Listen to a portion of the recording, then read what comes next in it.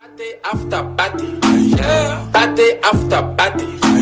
There's one place, and that place is the place you can find all your party supply. It's Models D Party Supply. On Camp Johnson Road is Models D Party Supply. Has all and every kinds of party supplies you need, ranging from party dishes, plastic tablecloths, Disney party banners for kids, flowers for weddings and parties, balloons, different colors and sizes, party dishes, different colors and sizes, gift wrap papers. We also do the following: rental services, chairs, tables, chair covers, table runners, and chair sarge. You can find them all. Models D Party Supply. Our quality products bring you in, and our low prices bring you back. That's why we are Models D Party Supplies. Contact us on Camp Johnson Road, Monrovia, Liberia, next to Yes Transport, or call us on 0777 671 814, 0886 777 665.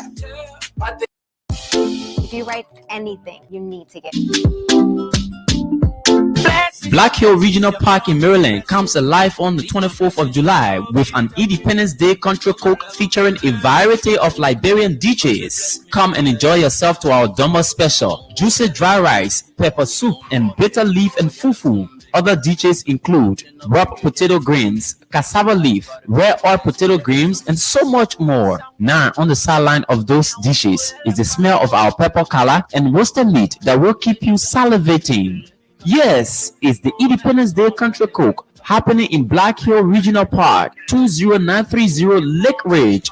For inquiries and reservation, contact Makam Boyu on cell numbers 240-636-8994 or Malo Brople on 240-5516-742. If you are in the DMV area, you can't afford to miss it as it promises to be great.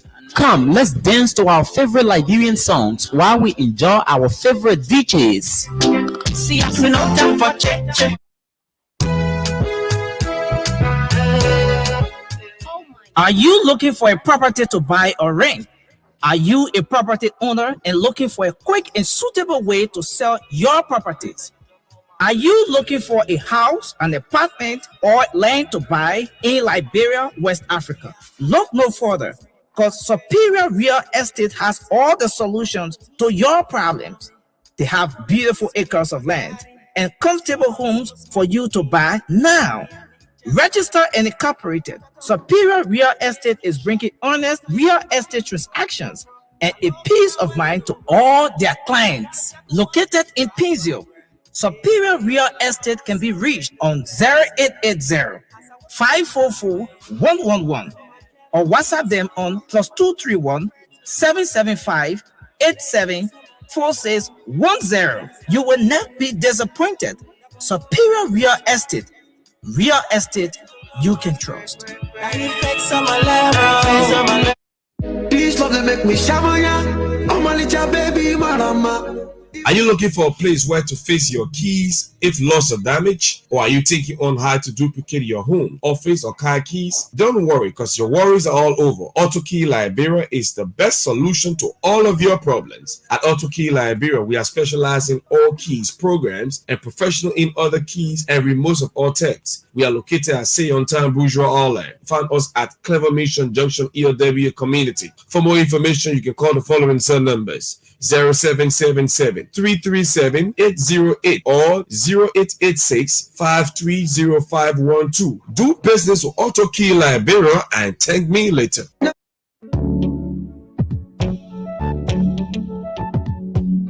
We all know the headache we go through sending money to our loved ones, friends, and family in Liberia. High fees, long lines in banks, the usual complaint of the system being down, such a waste of time and energy. That is why I was very happy when I learned that SendWave is now in Liberia. So now I can send money anytime from anywhere directly from my smartphone to the MTN Lone Star Cell mobile money account of a loved one, friend, or family within seconds for just a tiny fee. So download SendWave now to your phone from your Apple Store or Google Play Store. Add your details, and don't worry, they are very safe and secure. And start sending money today. Don't forget to insert the promo code COSTA to get free $5 credit added to your first transfer. SendWave is secure, super fast, and by far the most affordable way to send money to Liberia. I'm Henry P. Costa and a very happy customer. Thank you. All right, folks. Good morning. Welcome to the program. This is the nation's premier platform where we discuss the issues that matter. We come to you on a number of platforms, Tuning, MyTuner, the website, YouTube, SoundCloud, and Facebook. 6 different platforms. I hope you all had a wonderful weekend. In the face of everything that's happening in the country,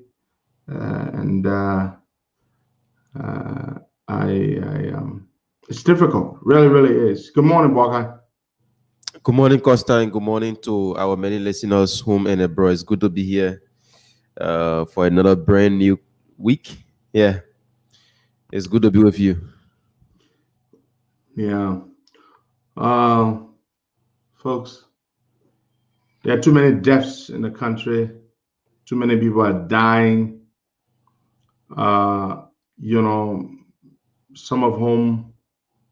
Many of whom are dying as a result of the COVID-19 public health crisis that we have. It's very heartbreaking. Some people are talking about the possibility of a lockdown.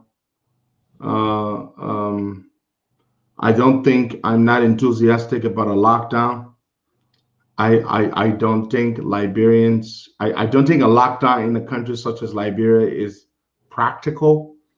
I think people are not going to abide for practical reasons. They have to eke out their living. You cannot lock down a country where most of the people are very poor and they don't have enough for a few days, for a whole day, let alone a few days.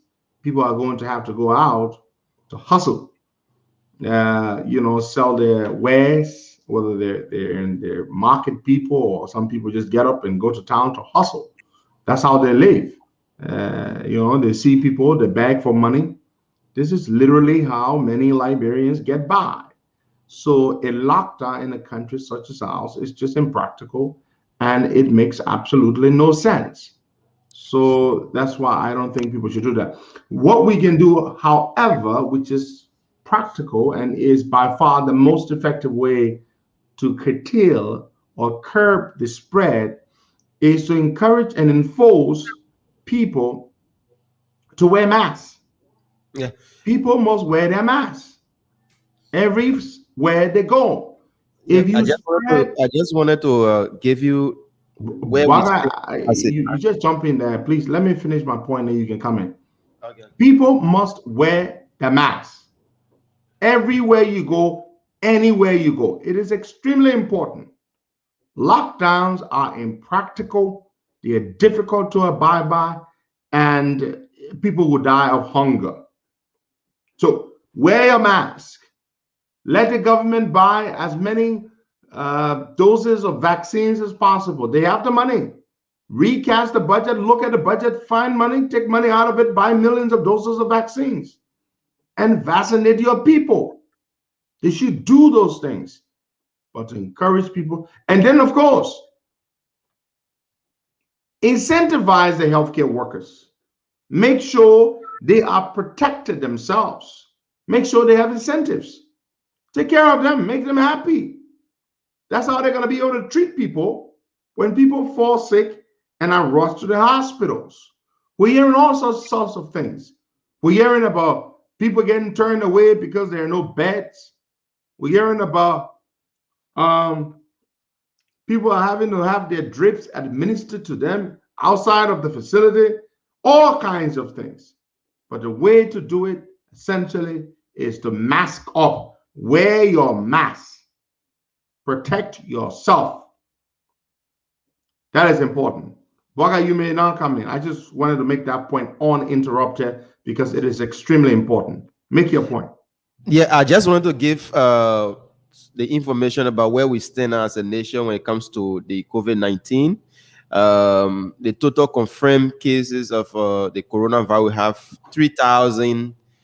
We are at 3,736 with 101 new cases. Active confirmed cases is 1,342. A total death of 120. This is from yesterday. The National Public Health Institute posted this on yesterday. The total recovery, we have 2,274 with no new. As of yesterday, there was no new death. So we now stand at 3,736 confirmed cases here in Liberia. So that's where we stand. Now, when you compare that number to the previous numbers, the number of new cases since this new variant arrived, that number has just shot up significantly. It's significantly higher than what it was prior to the new variant. So that is scary. It is extremely scary. And that is the reason why the only thing you can do is to protect yourself. Wear a mask. Don't rely on the government. They don't have the resources to protect you when you fall sick. They don't have. The healthcare workers are overwhelmed. A friend of mine said to me that a doctor friend of hers said that they're overwhelmed. Don't rely on the hospitals.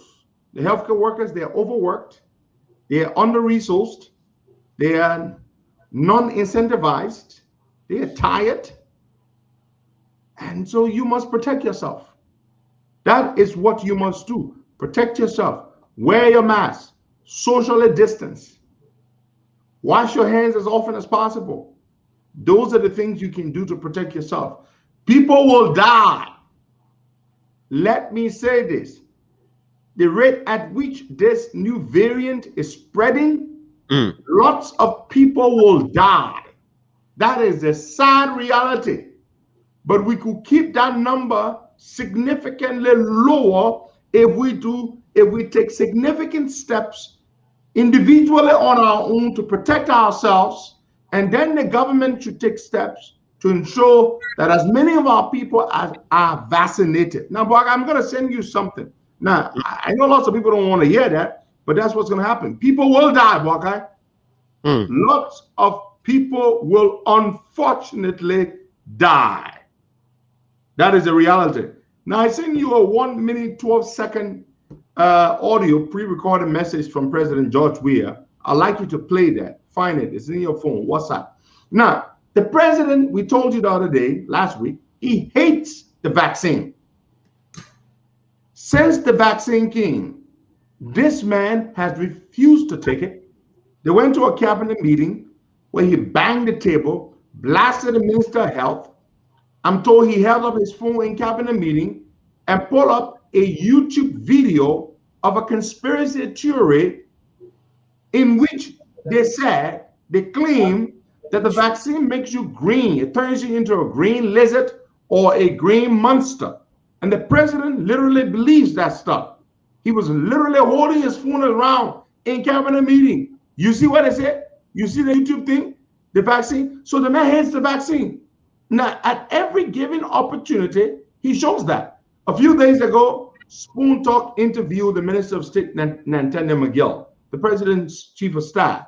You would think that man would have said, when he was asked as to whether the president had taken the vaccine, of course, everybody knows the president hasn't taken the vaccine. The president hasn't hidden it.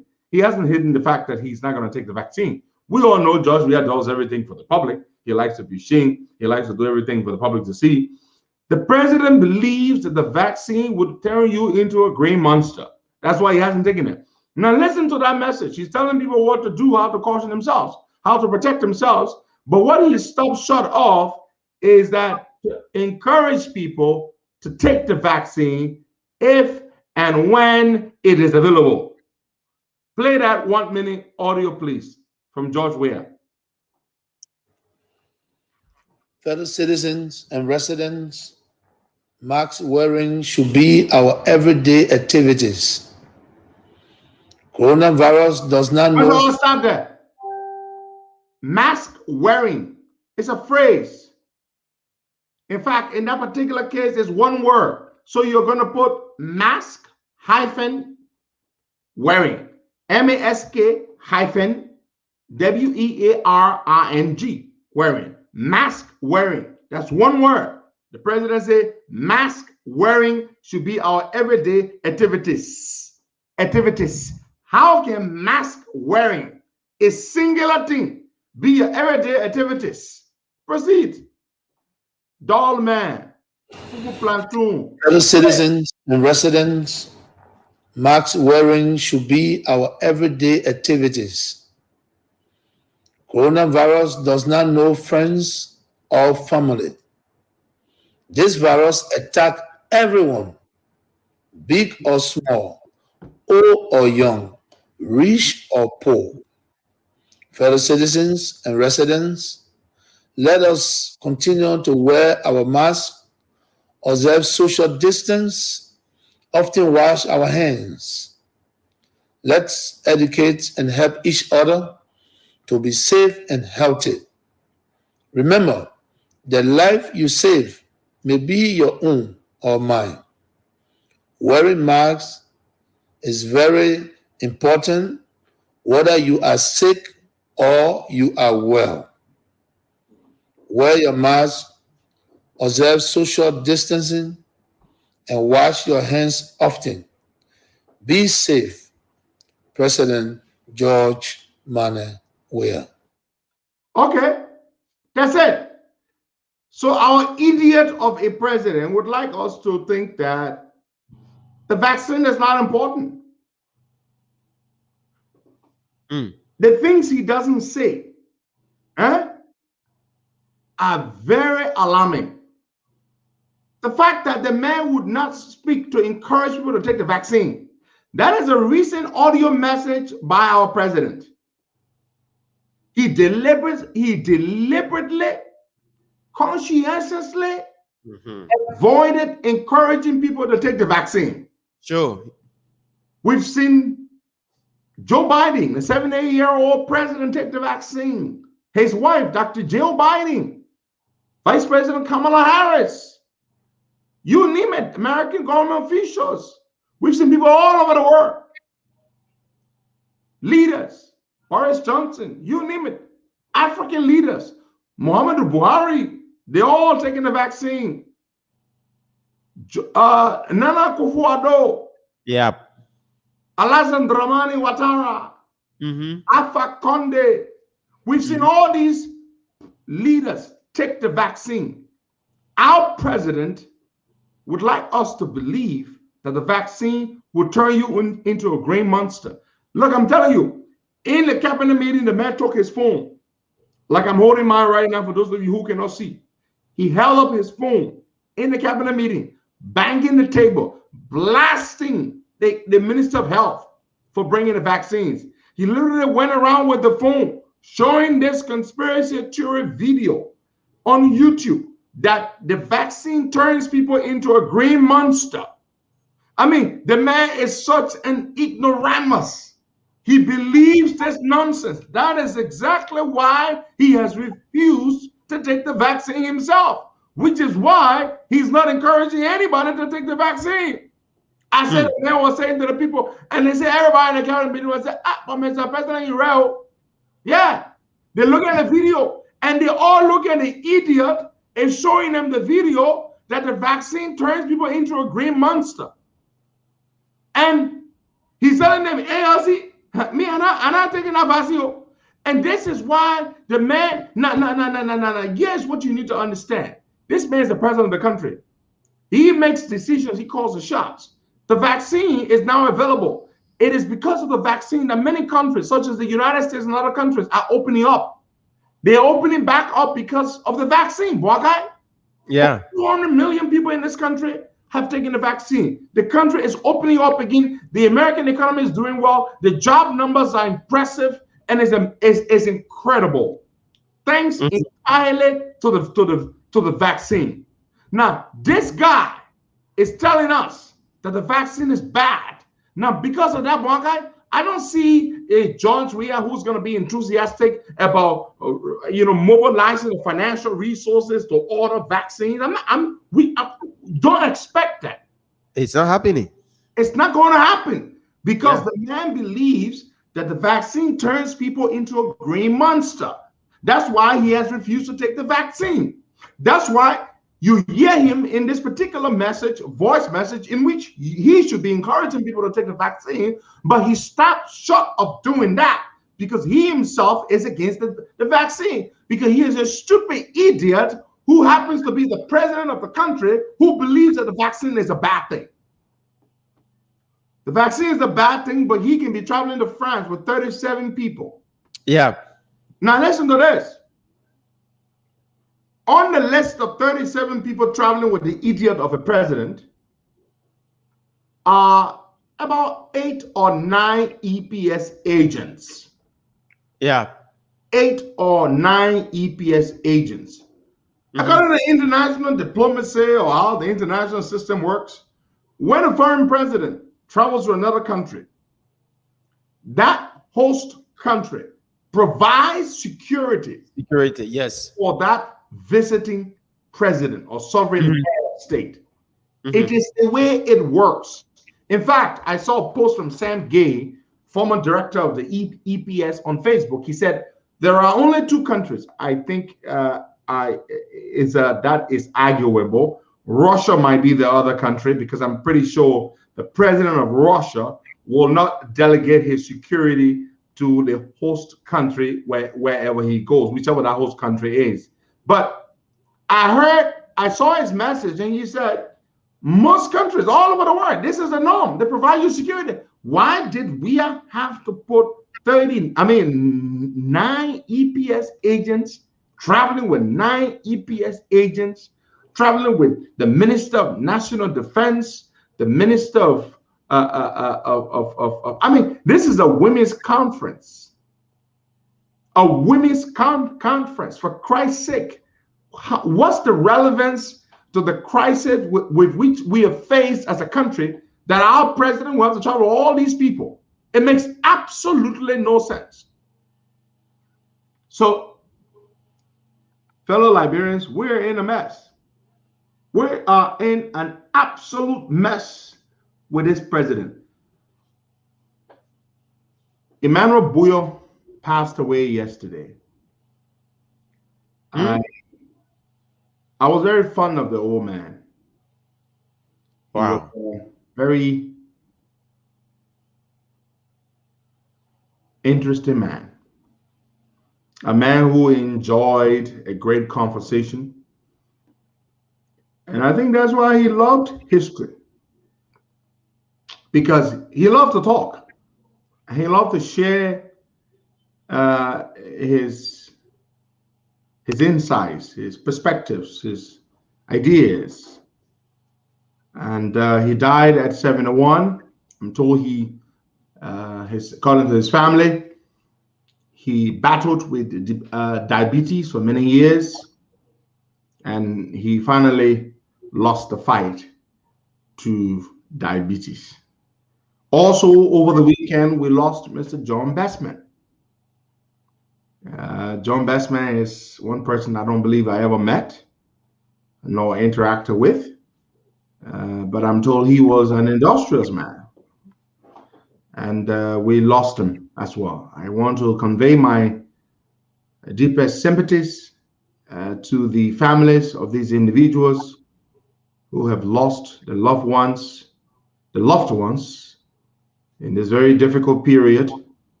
Now, there's going to be the tendency that anyone who dies is going to be perceived as having, died of COVID. Sure. That makes sense, but it does not mean that that is necessarily the case. Lots of people will die because the overall care that people are receiving at health facilities isn't just very good. Well, not that pre-COVID, it was good, anything to brag home about, but it is worse because the hospitals are stressed thin. Healthcare workers are overworked, under-resourced, and they themselves are afraid, as they should be, if they do not have the equipment to protect themselves, because they go home to the families. They're scared that they might infect their families. We've seen cases where, dating as far back as the Ebola crisis, that many healthcare workers lost their lives. So did some of their families, some members of their families. And so this is a very difficult thing for all of our people. And so I just, again, want to say to all of the other people who I do not know, who have died or who have lost their loved ones, Gigi, how the hell could I be forgetting our former friend? I say former friend because Gigi, now this guy and I had a bit of an interesting relationship. Boyma Tokpadolo Jenengbayan, a typical Pele boy with a typical Pele name. Now, Boyma Jenengbayan used to be one of our ardent supporters of the Costa Show. Yeah. Not only did he listen every day, he also was an avid contributor to the Costa Show. And we enjoyed the time we had with Boyma. He would call in regularly. In fact, he was our statistician. He had a knack for statistics. And he always wanted to put on a show. And then, of course, he was an unapologetic defender of the CDC. Our relationship began to take a nosedive just around the heat of the campaign in 2017. In the second round, particularly, when I became very brutally critical of George Weah's bid for president. And so the communication, the correspondence between me and Boyma Jenengbayan really, got cold. But from time to time, I would see Jenengbayan's comments on Facebook, and I would retort to some of the things he had to say, or he would retort to some of the things I had to say. But he was our friend. And a few days ago, I believe it was on Friday, I received photos, some pictures from this gentleman showing me these pictures. They very much scared me. Isaac, welcome, by the way. Let me just finish up on this, our friend thing. Go ahead. Yeah, and I saw our friend, or our former friend, Boyma Tokpadolo Jenengbayan, lying there on the bed with the thing on his face, over his nose, the oxygen thing, and he looked as though he was struggling for dear life. And I was so touched. I became instantly scared. And then the first thing I did, I altered a prayer. I said, "Hey God, please spare Gigi's life." But of course, my prayer did not get a favorable answer. We lost Gigi over the weekend. A young man, Isaac. He worked in this government. I believe he loved his country. I believe, it's just sad, Isaac. It's very sad, Henry. He's also family to me from the Scorpion standpoint. He's a Cottington graduate. Yep. Very admired for his intellectual ability, how smart he was, and generally I kind of gravitate to those kind of people. Yep. And it's just sad. And the Cottington family itself, I really want to extend my sympathy. We are being hit hard. Two key administrators, and like you said earlier, some of these deaths may have underlying problems, but COVID exacerbates some of those things and make it happen. Not every death that happens in this time frame we are in will be COVID related or COVID caused, but a lot of them will be. So we just have to understand. And like you said, there will be many more, because at the point that you grasp the increase or the effect of a virus, it has already spread. So there are more people probably with the virus that we don't know of that may overburden the healthcare system. Already they said beds are not available, and the numbers are increasing every day. You know, I've been charting the information for the last few days. I haven't been able to, but I will try in between the show for us to be able to see if we can get some updates. I know Burma gives some updates already, but the numbers in terms of the increase over a couple of days, over 3 days, and like you said, from the beginning of when this virus got our attention, it's like nearly 400, 500 times what it was before, and that's horrible. Very, very scary. Very horrible. And our population, though small, we have the highest impact on us from a percentage standpoint across other African countries, and we have to be very careful when that. you compare the size of our population to the current number of the infection rate, that's very high. Yes, comparatively, very, very high. So we have to be very careful. We have to recognize where we are, and we have to support this government regardless of what. We've got to depoliticize coronavirus and focus on how we as a people, because it's not going on. We do, but then we need leadership. Oh, leadership is lacking. Leadership is our lacking. president has refused to take the vaccine, Isaac. He puts out a pre-recorded message, because we should settle for that, because he's never going to address the country in a live setting. In his message, well, Henry, one second about that. What I don't understand, doesn't he read the State of the Nation live? He does, because he has to. He's forced to. That's the only time he has to.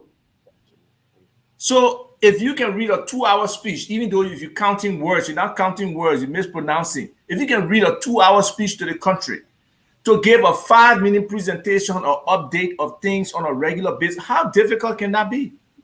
Isaac, the only reason why he does that one, because the State of the Nation or the annual message is constitutionally mandated. He cannot avoid that. But anything he can avoid, he will gladly avoid. But Isaac, let's forget about that. That's inconsequential, right? Yes. But let's talk about the fact that this man hates the vaccine. But He's refused that's to take the it. thing. He's refused to take it. And you know what? He's not a hypocrite on this particular one, because he doesn't want to take it. He doesn't want to encourage anybody else to take it.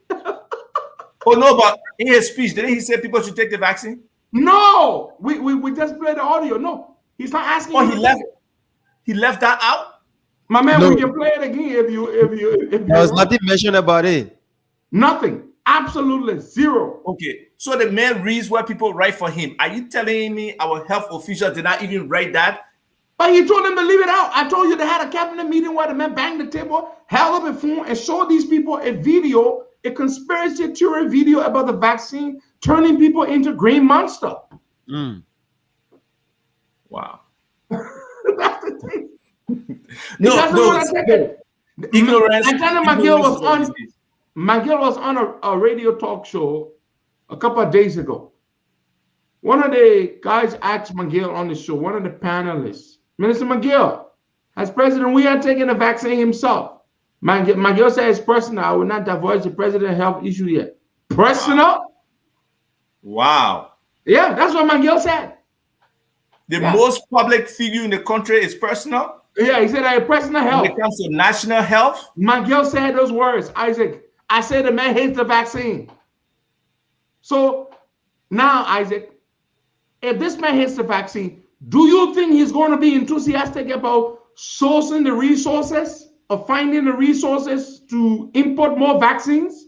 But what has been being enthusiastic about in terms of securing resources for the country? I don't think much. So I don't expect much from him. Seriously. It's sad that leadership has to come from there, but there's also a concept of leadership from anywhere. That's why voices like yours and other people who can speak to our people really need to speak to them about the importance of this thing. People who can pressure the health ministry or the international community to get vaccines to Liberia is necessary for them to do so, because we saw the pictures from India. We saw people dragging their relatives on the street. We don't want that to happen in Liberia. We really do not want it to happen in Liberia. Just this morning, I heard about another Costa graduate who just passed away. Most likely COVID related. It is sad. It is very difficult for our people who don't even have regular access to healthcare, so they don't even know what conditions they may have and how this COVID virus may relate to them or act on them. So Henry, every day, please tell our people, wear their masks. For those who can get access to vaccination, take your vaccination.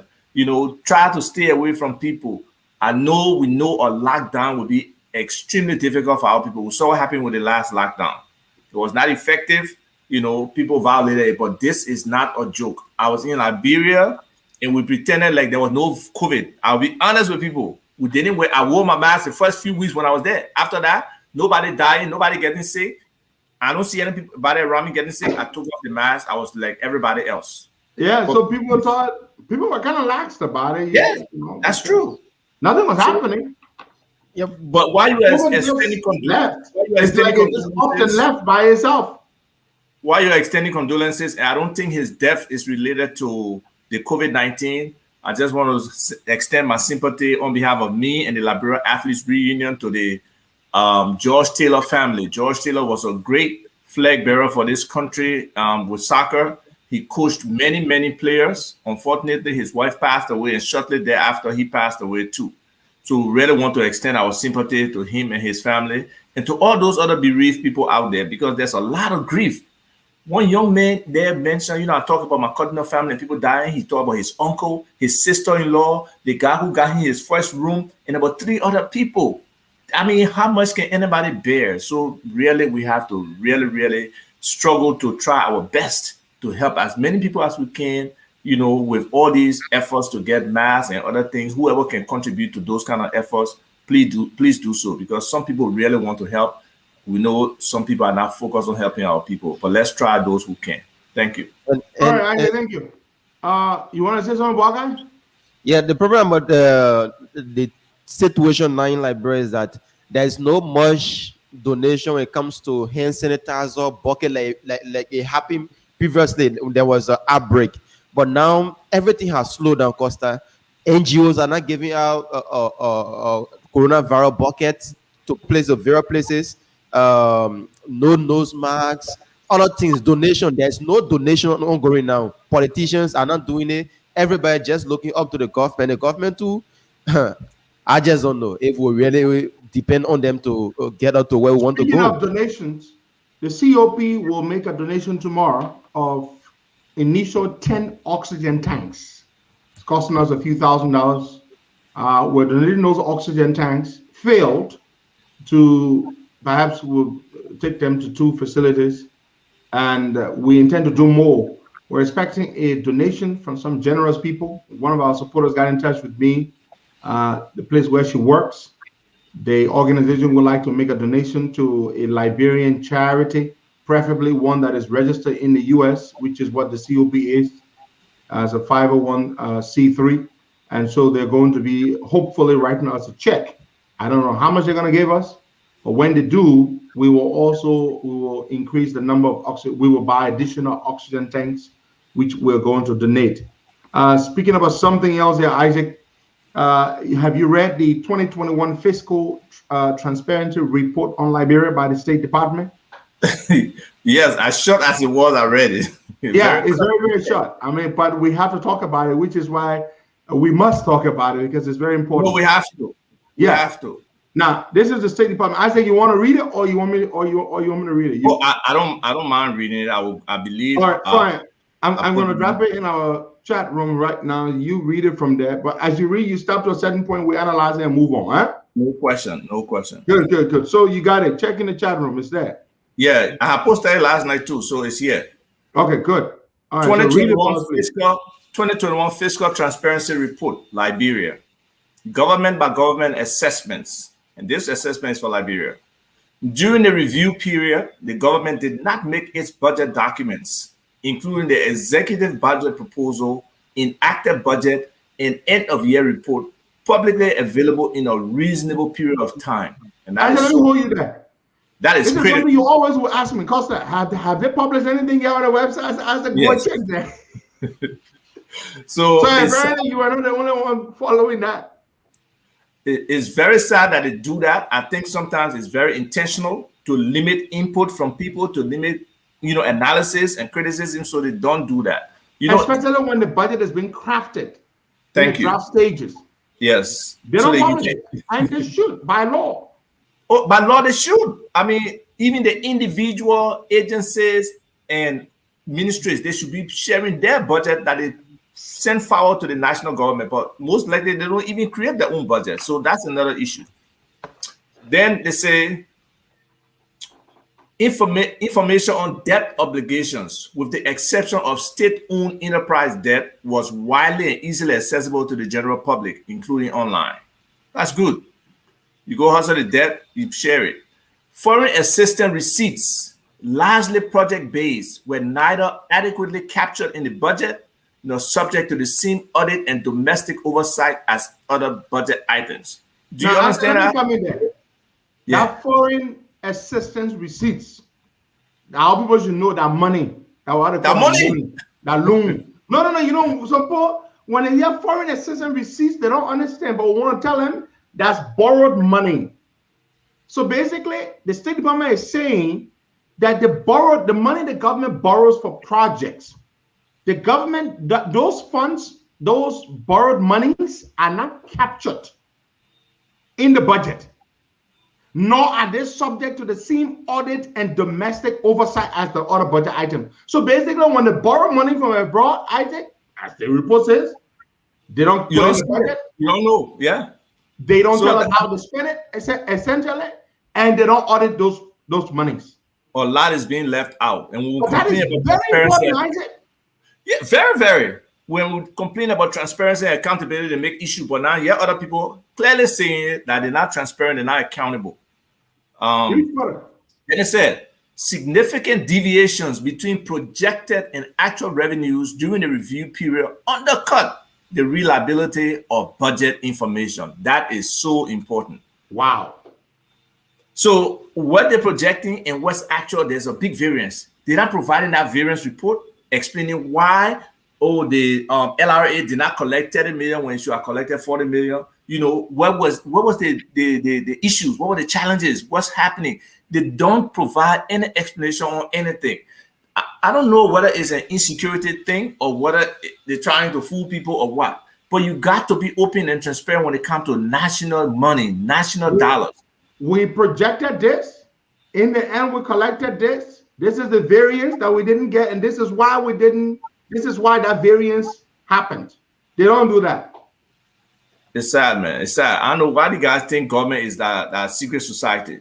You know, the Supreme Audit Institution did not meet international standards of independence and did not make its audit report publicly available within a reasonable period of time.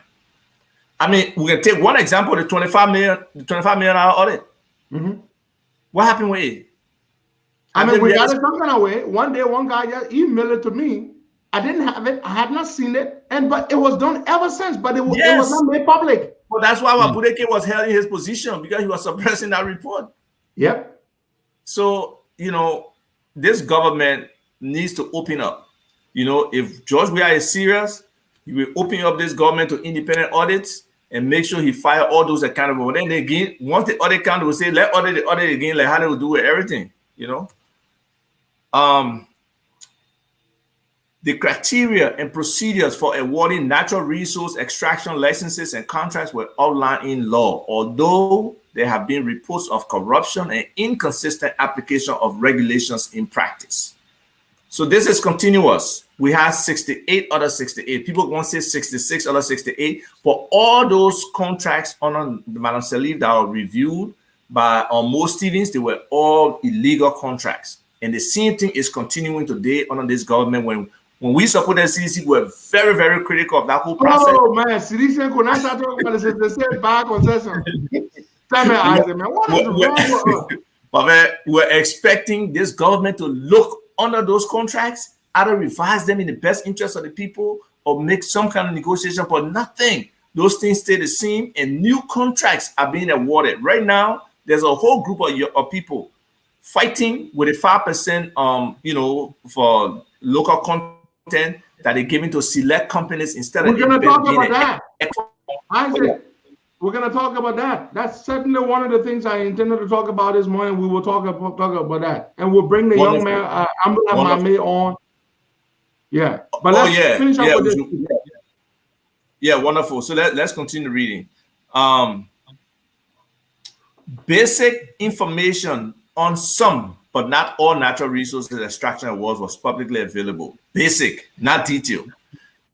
Liberia's financial transparency will be improved by 1, making budget documents publicly available within a reasonable period of time. 2, making state-owned enterprise debt publicly available. 3, ensuring the budget is substantially complete and all budget accounts are subject to adequate audit and oversight.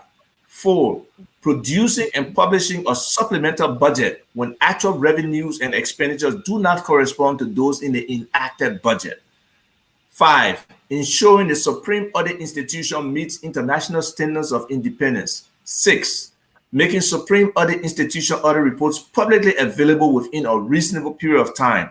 7, ensuring the criteria and procedures used to award natural resource extraction contracts and licenses are consistent with the requirements set by law or regulation. And 8, making basic information on natural resource extraction award publicly available. So that's it there. I mean, the recommendations are on point. Nobody can question them. I would love to see what the government of Liberia response is to this. How long has this been out? A few days now. Yeah, a few days now, and the government has not responded yet. I would love to see what the response is. And this is from the State Department, Isaac.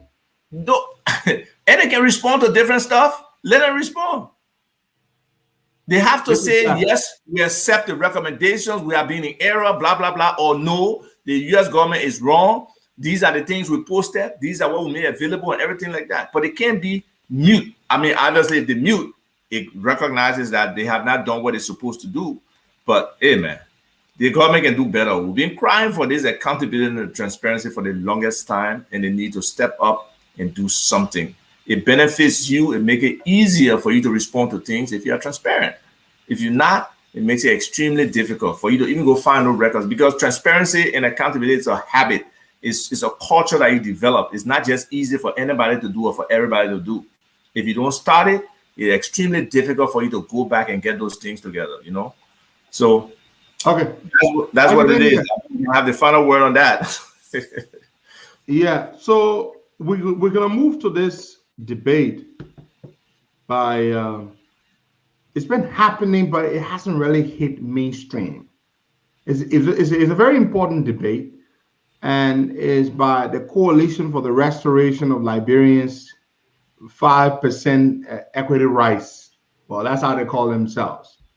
And so I've been seeing them posting about it, but a lot of people are not talking about it because, you know, so, but essentially what they're calling for is that, now folks, what you need to know, yes, the background. Let's provide the background before we go any further into this. Now, we had a law, a petroleum law, the Petroleum Law of 2016. And in that Petroleum Law of 2016, there was a provision in our law that all oil companies holding oil blocks or having exploratory rights in Liberia to operate Liberian oil blocks should have no less than 5% Liberian equity provided in it. That means Liberians must, by law, have access to at least 5% equity in those oil blocks. That's what the law says. That's the law. Now, when George Weah came to power, they decided to amend the law, to change the law. They proceeded to change the law, and the amendment process happened very quietly. Now, you all remember that the government decided back in April 2020, actually it was announced on the 10th of April 2020, that they wanted to conduct a bid round to give out 9 oil blocks. Now, had that bid round happened, that would have been the biggest single Liberian bid round and the biggest giveaway. 9 oil blocks in a single bid round. Thankfully for us, no serious companies seemed interested in participating in the bid round. The government kept making adjustments. The signature bonus they were asking for, because the main thing George Weah wanted, Isaac, was the signature bonus, that upfront payment, that money you get as signing. Now they kept changing. Cash. Yeah, money they wanted to pass cash. Now they kept saying, okay, you know what? You no longer have to pay the signature bonus lump sum. Now you can pay the signature bonus in installments. You may pay 30% down. You pay the other 70% over. They were telling people how it can be defrayed. Now that bid round did not occur, thanks to God. The government went ahead. Of course, now this is the critical part, Isaac. Where am I? Okay, so they basically are saying instead of having, yeah, let's go back to the chain. The amendment to Section 36 of the Petroleum Law took the 5% citizens' equity right, which required, as I said earlier, that all Liberians should have access. And they said that particular 5% in that oil block should be deposited into what is called a citizens fund. So basically, I said, this is what the law said, essentially. The law said automatically, it is by automaticity. Once Isaac comes from abroad, acquires a right to an oil block, 5% in that oil block automatically is owned by Liberians. They don't even have to buy it. Now, the funds generated from that should go into a fund called the Citizens Fund for the benefit of every Liberian, and set aside said 5% for only Liberians. So that's the way it should work. So basically, it's not that Isaac as an individual should have access to buy, but 5% should be there for the citizens, and the 5% should go, and whatever money is generated from that 5% equity should be deposited into an account called the Citizens Fund. However, that Citizens Fund is managed, that's a totally different thing. But let's proceed to something else. Before the amendment, Section 36, already clearly spelled that out. Now, under the amendment, only Liberians with oil and gas business now qualify to benefit from the 5% equity. They changed the law to say the only people that can benefit from the 5% are people who own oil and gas companies. And Isaac, you and I both know there aren't many Liberians who own oil and gas companies. It's not a widow market business. It's not. And, you know, it was planned because obviously there were certain people that got to form those companies. If you look at all the companies that got awarded and do an assessment, you will see that they have no real depths in terms of oil and gas, maybe one or two of them. And how many Liberian companies really have provided oil and gas services anyway? And can pool the resources to do any serious thing. So it was just a little crooked thing that it started again. I mean, it's just amazing the creativity around criminal activity in this government. Yeah, it's what they've done. Now, the 5% that all of us should enjoy, the law said 5% not for purchase, 5% free carried interest. That's what it's called, free carried interest. All Liberians have 5%. If you got 10 oil blocks, all Liberian citizens should have free carried interest to the tune of 5% by automaticity, the principle of automaticity. That means that money will go in our account. They call it Citizens Fund. It is spelled out in the law under Section 36. So we are saying you take it off. No free carried interest for Liberian citizens. Instead, we will take the 5% and give it to a select number of companies. This is what they go ahead and say this. Now, they have removed that. Under the amendment, the government has selected 7 hurriedly established Liberian companies. Isaac. Hey, I like the word. What the word say? Hurriedly established? Hurriedly established. And now, these are not my words. This is the coalition. This is their statement. These boys are smart. Many of them went to school to learn oil and gas. They're passionate about this thing. Ambula Mame and the rest of them. They send me all this literature. I told you, send it to me. I will add my voice there. We'll elevate this debate. But Isaac, horridly established companies have been established. 7 of them in total. So they're going to do what? They're going to take the 5% free carried interest that is supposedly meant to be enjoyed by all of us. Everybody, yeah. And now give it to only what? A handful of select Liberians chosen by the government. I said, this is a great travesty. What do you make? What do you make of that? Somebody could complain about lighting, but I could go outside though and be in the bright sunlight. But no, seriously. All right, we can hear you. That's what's important. Thank you. Seriously, it's a major problem. That's something that's supposed to benefit everybody.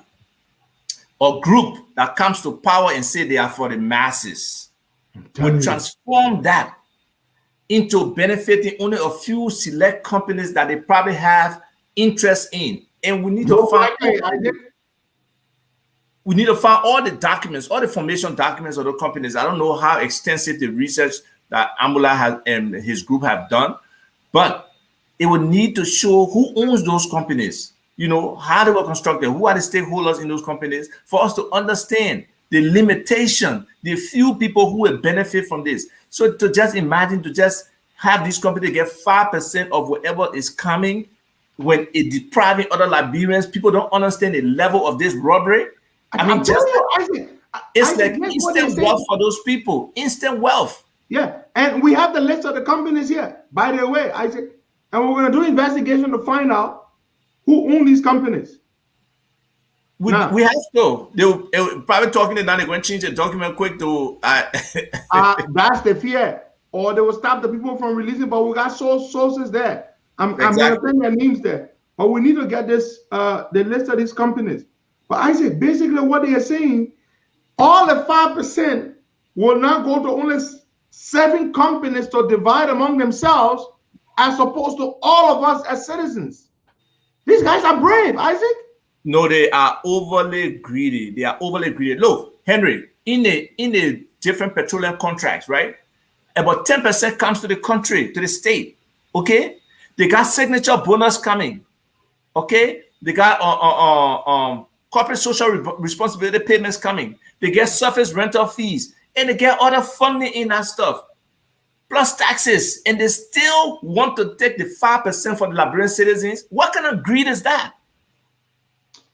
Man, these guys are bad. Isaac, the guys are very, very bad. So we're gonna bring this. I'm trying to get the list of them. I saw the list somewhere. I think on Ambula Mame's page, where they have the list of these companies that are getting this stuff. We need to find out who they are, who the owners of these companies. Aha! I have the list here. Okay. I have the list. Good. Millennium Oil and Gas. McDonough Wento.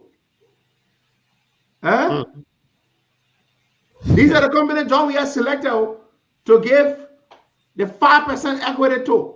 The 5% equity that the law protects for all of us, they're giving it to these people. I mean, that may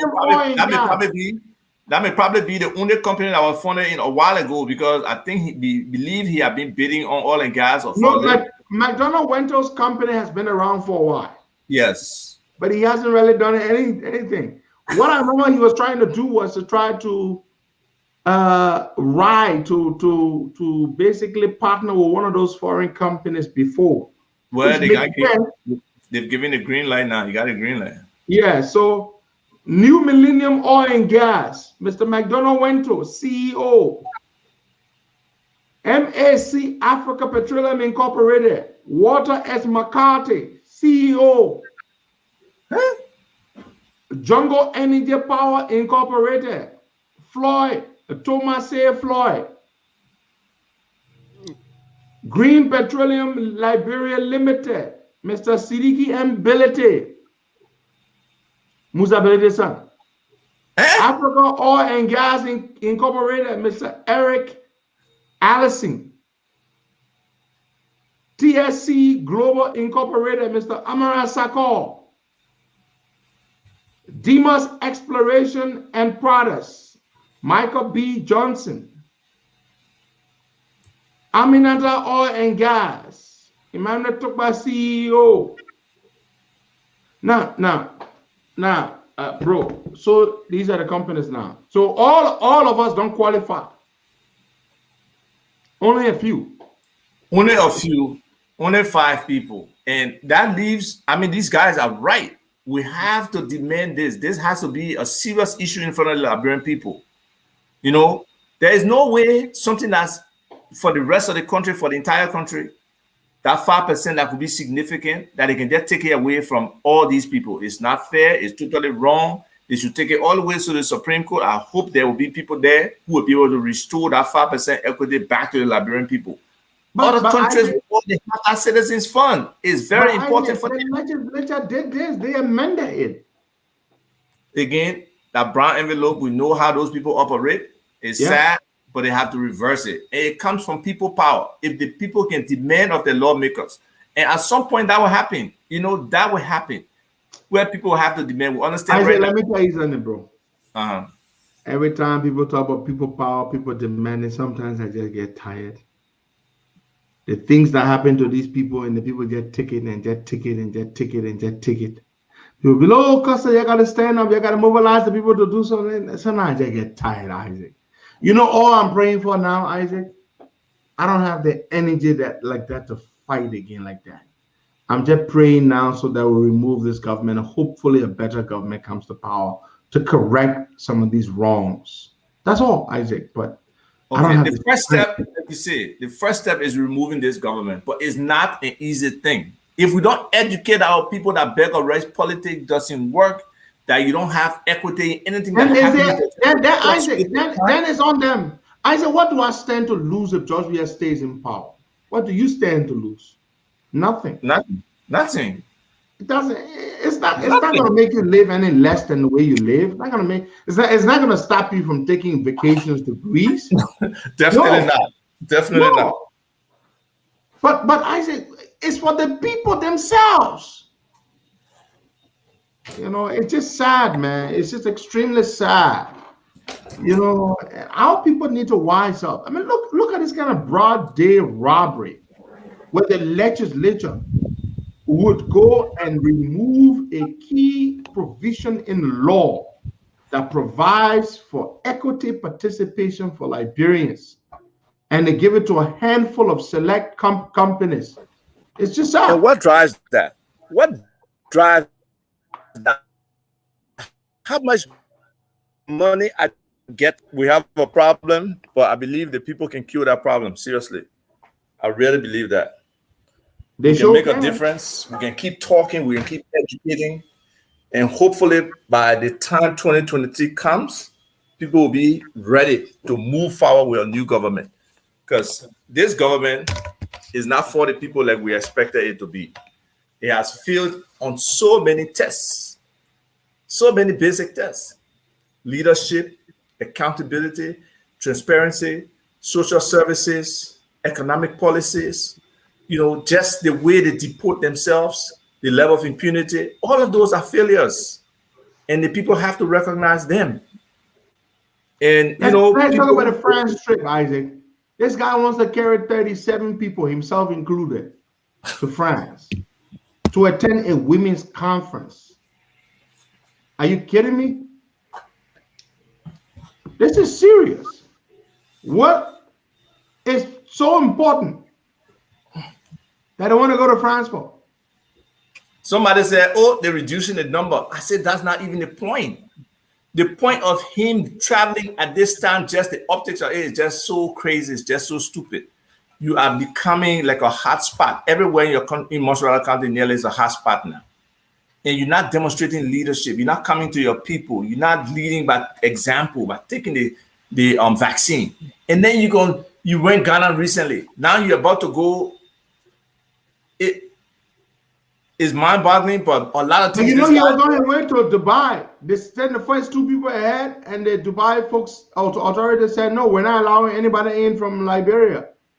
He was about to go to Dubai to sign the deal for the Bikina port with that Dubai company, port management firm, and they were supposed to pay him a kickback of $6 million for the deal. That's the deal Molu and Sir Joseph were working through a company from Bulgaria, and I met the Bulgarian guys. And George, we are undercut them. The deal got passed through the Senate voted for it. It got sent down to the House for concurrence. George, we are undercut the deal because they didn't want Molu them to get that kind of potential lucrative deal. And then Molu and Gray, the NIC boss, they initiated talks with this company from Dubai. I talked about it. It was just so bad. Isaac, you know what it means? You get a deal through. The deal gets voted for, ratified by the Senate. It goes to the House for concurrence. Then it stops there. It gets killed. We have pulled the plug. Isaac, that is the sort of thing they talk about. The business environment is bad in a country. You go to a country, you get a deal done, and then, oh my God, this is so. And people don't understand for a corrupt country like ours, how much goes in a company to even get to that level, how much it takes for them to give this person list something, get that other person list something, have this conversation. They spend a lot of money, Isaac. They spend a lot of money. And then to cut the deal out, what is the economic reasoning behind it? No, it's just greed. Because everybody knows Liberia for that. Yeah. We have resources, but the way we manage our resources is what's causing us to be poor and the people to be affected. Better leadership is needed. And you know, people are talking about alternative, people are talking about who's on the horizon. The first thing is to see how we can remove this government, because this government, when it comes to how should I say, disadvantaging the Liberian people, I think they are the best at doing that in every respect. All these concessions, all these agreements, the management of the economy, the management of the country is very poor, extremely poor, and things have to change.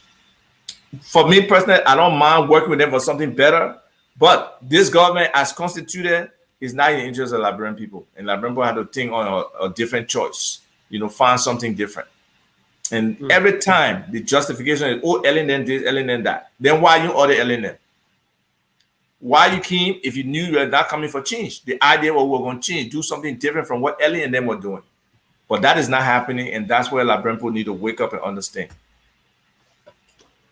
Just very sad, Isaac. Blanca, let's go to the phone lines. You read a comment from Al Tobe? And don't forget, the president received cutbacks from the Bulgarian company for which the EU is now monitoring seriously. So, it on that side, then he transferred one E on the other side. Yeah, man. My man, this company went and hired the wife of Tony Blair as their lawyer.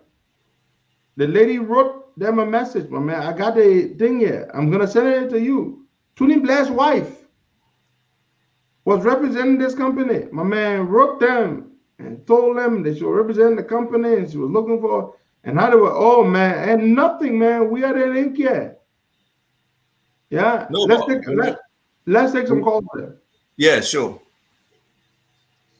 Okay, so folks, the phone lines are open: 0770-102-102, 0886-010-383. 055-102-102. The WhatsApp number is +231 888-624-171. Good morning. Good morning. Hello? Yeah, good morning. Your name, where you calling from? I'm Lamini S. Cornell from Bonkande. Mr. Cornell, welcome. Yeah, thank you very much. Listening to the discussion, what our brother Aziz Topa said about educating our people is the major problem we are facing in this country. All what you people explaining, we who watch you people every time, we understand what you people are about here. The problem is not about George Weah, but generally the entire, our leadership, the senator, the legislator, the executive, everybody. This is why this coming 2023 election, we should expect any of these leaders to support John William, to support the CDC-led government, because what? They want the citizens to always be under their feet. The money should just come from their pocket. Whatsoever they say, the people should follow. And now, the problem they have is if you now compromise with the ruling party, by all costs, you will lose because of the type of campaign they run to our citizens, making themselves public well minister, education, that will do and this and that for you. So that what will force them, to support the ruling party. And I think it will be very hard for them to support the opposition. They will support the ruling party. So thank you. Thank you so much. Brother. Well, let's take some more calls there, brother. Yeah, more calls. Keep your calls coming in this morning. 86 010383 555 102 102. Keep your calls coming this morning. We'll take you and put it through. So the WhatsApp number is +231 888 624171. That's the WhatsApp number. So the phone lines are all open. I would say well over half of America, I mean hundreds of millions, over 200 million doses have been administered here. Most of these vaccines, as a matter of fact, have been produced in the West, or the US, other countries and stuff. India, they're producing a lot of vaccines there. I think, what is it? These people, you want to say they can't find money in the budget to buy vaccines, to put on a plane and take to Liberia and vaccinate as many people as possible? Is that not something you see, when you're not used to using the people's money for the people's purpose, when you think it's your money to eat, it's difficult to look at $500,000, $1 million and say we'll buy the vaccine. But they say vaccines are coming, but it's coming under the COVAX program. And it's happening according to their own timeline because it's free vaccines. Yes. So you can't rush them. No, for us to apply that urgency and say, look, flight coming tomorrow, or we charter it. They can charter plane, or the president got a private plane. Fly the plane over there. They got those planes with the refrigerators and all that kind of stuff. Yeah, all that. You can transport vaccines here to get your people vaccinated. All these engagements with Johnson & Johnson, the other people who created the vaccines, to Pfizer and whoever else, we could have vaccines in the country earlier. But we took it for joke. We took COVID for joke. We did not see this new strain coming. And then when it was coming, our people were compromised at the airport to let some Indian people come into this country. We can't explain it. Right now, we can only try to stop the gashing. We can only try to stitch it up some kind of way. And that will be educating our people again, for them to protect themselves, for them to be on the lookout. Don't just assume that you can't catch it. Wear your mask. If you got to treat a family member, see if you can get into a medical facility first. Yes, they say all of them book, but get professional advice on how to do the home treatment and not just take the responsibility to do it yourself. It could be a mistake. But we can only, at this point now, I don't believe in just praying, but praying is one of the key things that we can do. I believe in action, but action has to be governed by some level of information, some level of influence, some level of support from national government. And I don't see that happening as we need it to happen. Well, if the president is about to go to France in a few days with his large delegation, it will cost us over $150,000, give and take. And the Minister of State, by the way, McGill lost his mother, Ma Wata. McGill, we want to say have our sympathies for the loss of your mother. I'm told he had to leave. He had to return to the country. I don't know whether it's COVID related, but I'm told she died at a few days ago. It was around 5:30 p.m. at JFK. I think it was 2 nights ago, or 2 days ago. Our sympathies there. So we extend our sincere sympathy to the McGill family. Yes. Yeah. So it's It's a very serious thing, Isaac. People are dying left and right, and it's just sad. People are just watching as people die, Isaac. I mean, every day you hear somebody. It's you can't control it, especially when it comes to the breathing. What can you do to help somebody breathe better, to ease their respiratory system? You can't do anything. We're not qualified to do it. We don't have enough oxygen. We don't have enough whatever it takes to keep these people alive.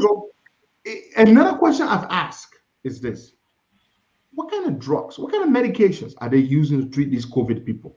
I've asked that question repeatedly, and the Ministry of Health and the NFL people, the incident management system, they're yet to say anything regarding that. Now, there are some pretty effective drugs against COVID today with proven records or proven effects. But I don't know whether that's what they're using, are they? But again, honestly, I don't know of the medication per se. Yeah. Okay, take the call. Yeah, sure. All right, let's take this caller here. Good morning, Yanni. Where you calling from? Good morning, Wagai. My name is Tegad Wake. I'm calling from India. India. How's the situation there, my brother? The situation in India presently is taking a decline in positions and coming down bit by bit.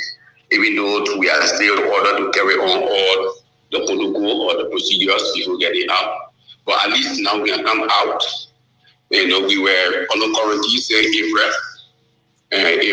May, June the 17th before the relaxing.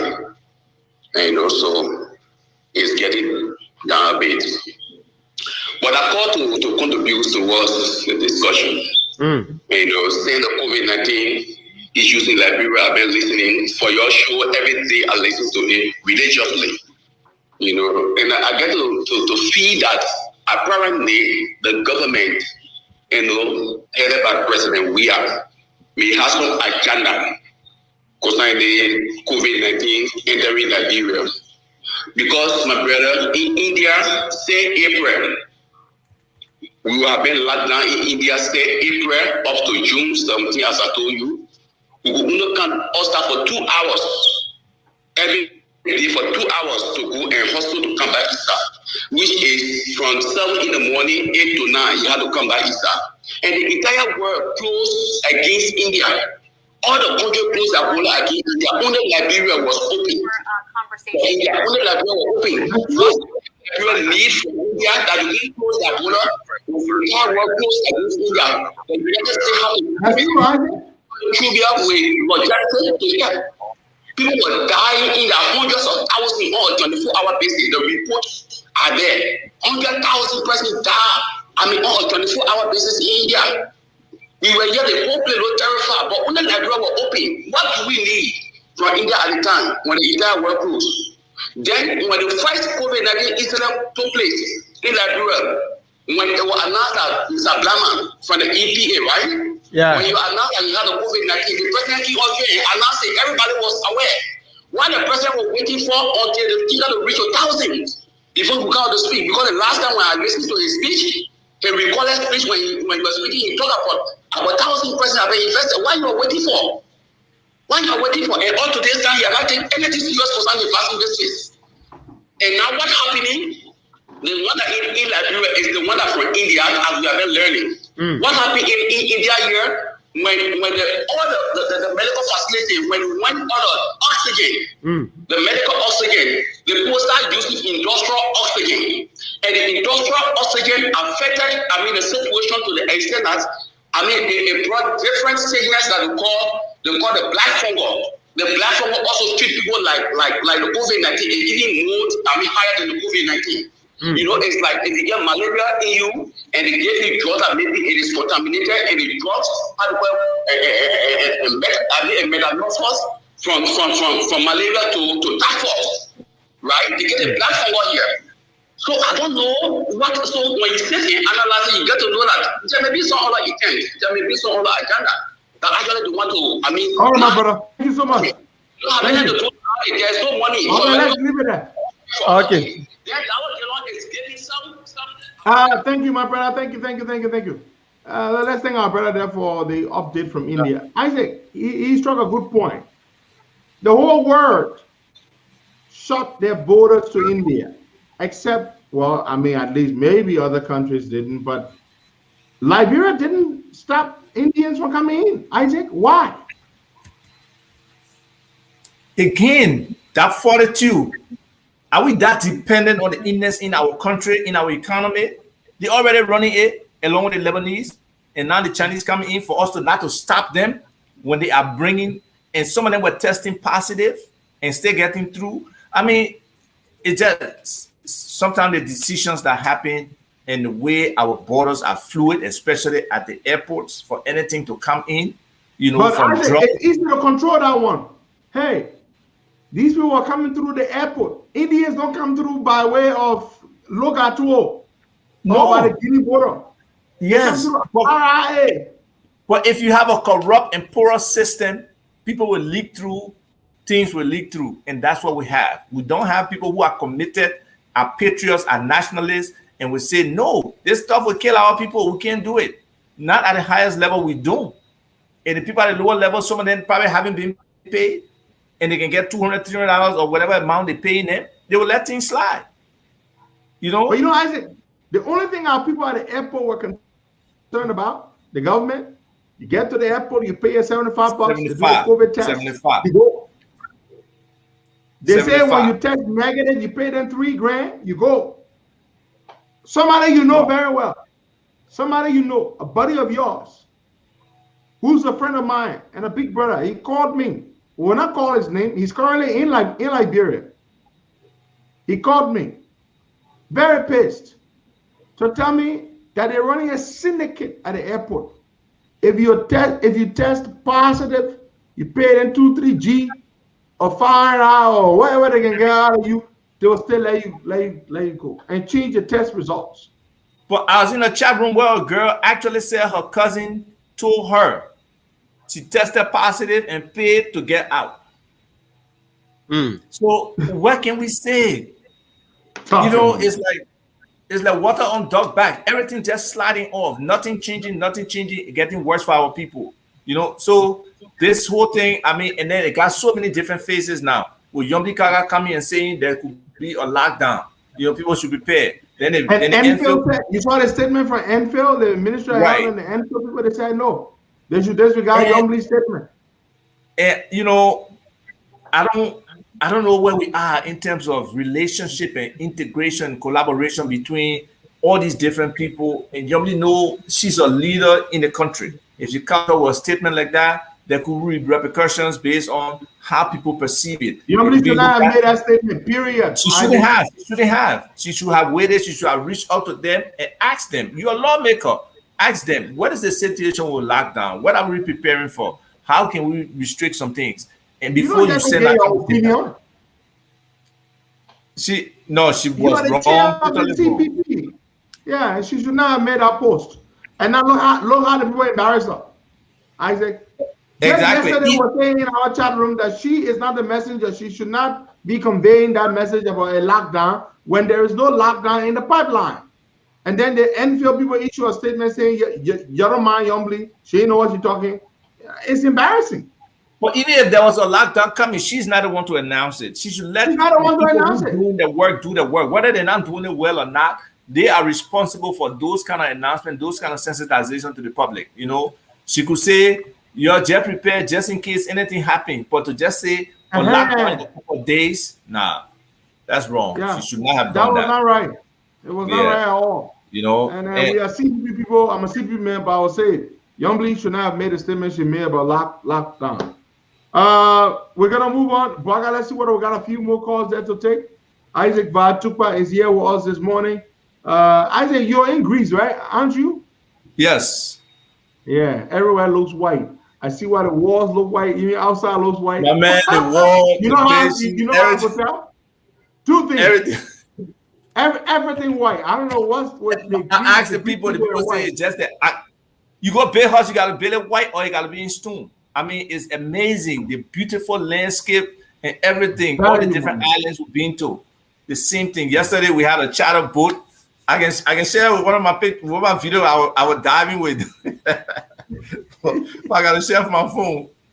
Yeah, Oh man, it was fun. No, that's anybody who incredible, got the man. opportunity, they should take a trip. Greece is wonderful. Yeah. The people not the friendliest people towards us black people, but the place is decent. The place is very nice, and you can enjoy yourself. You can delve into some of the history. You look at the Venetian, walls. You look at the different churches and everything. The experience is wonderful.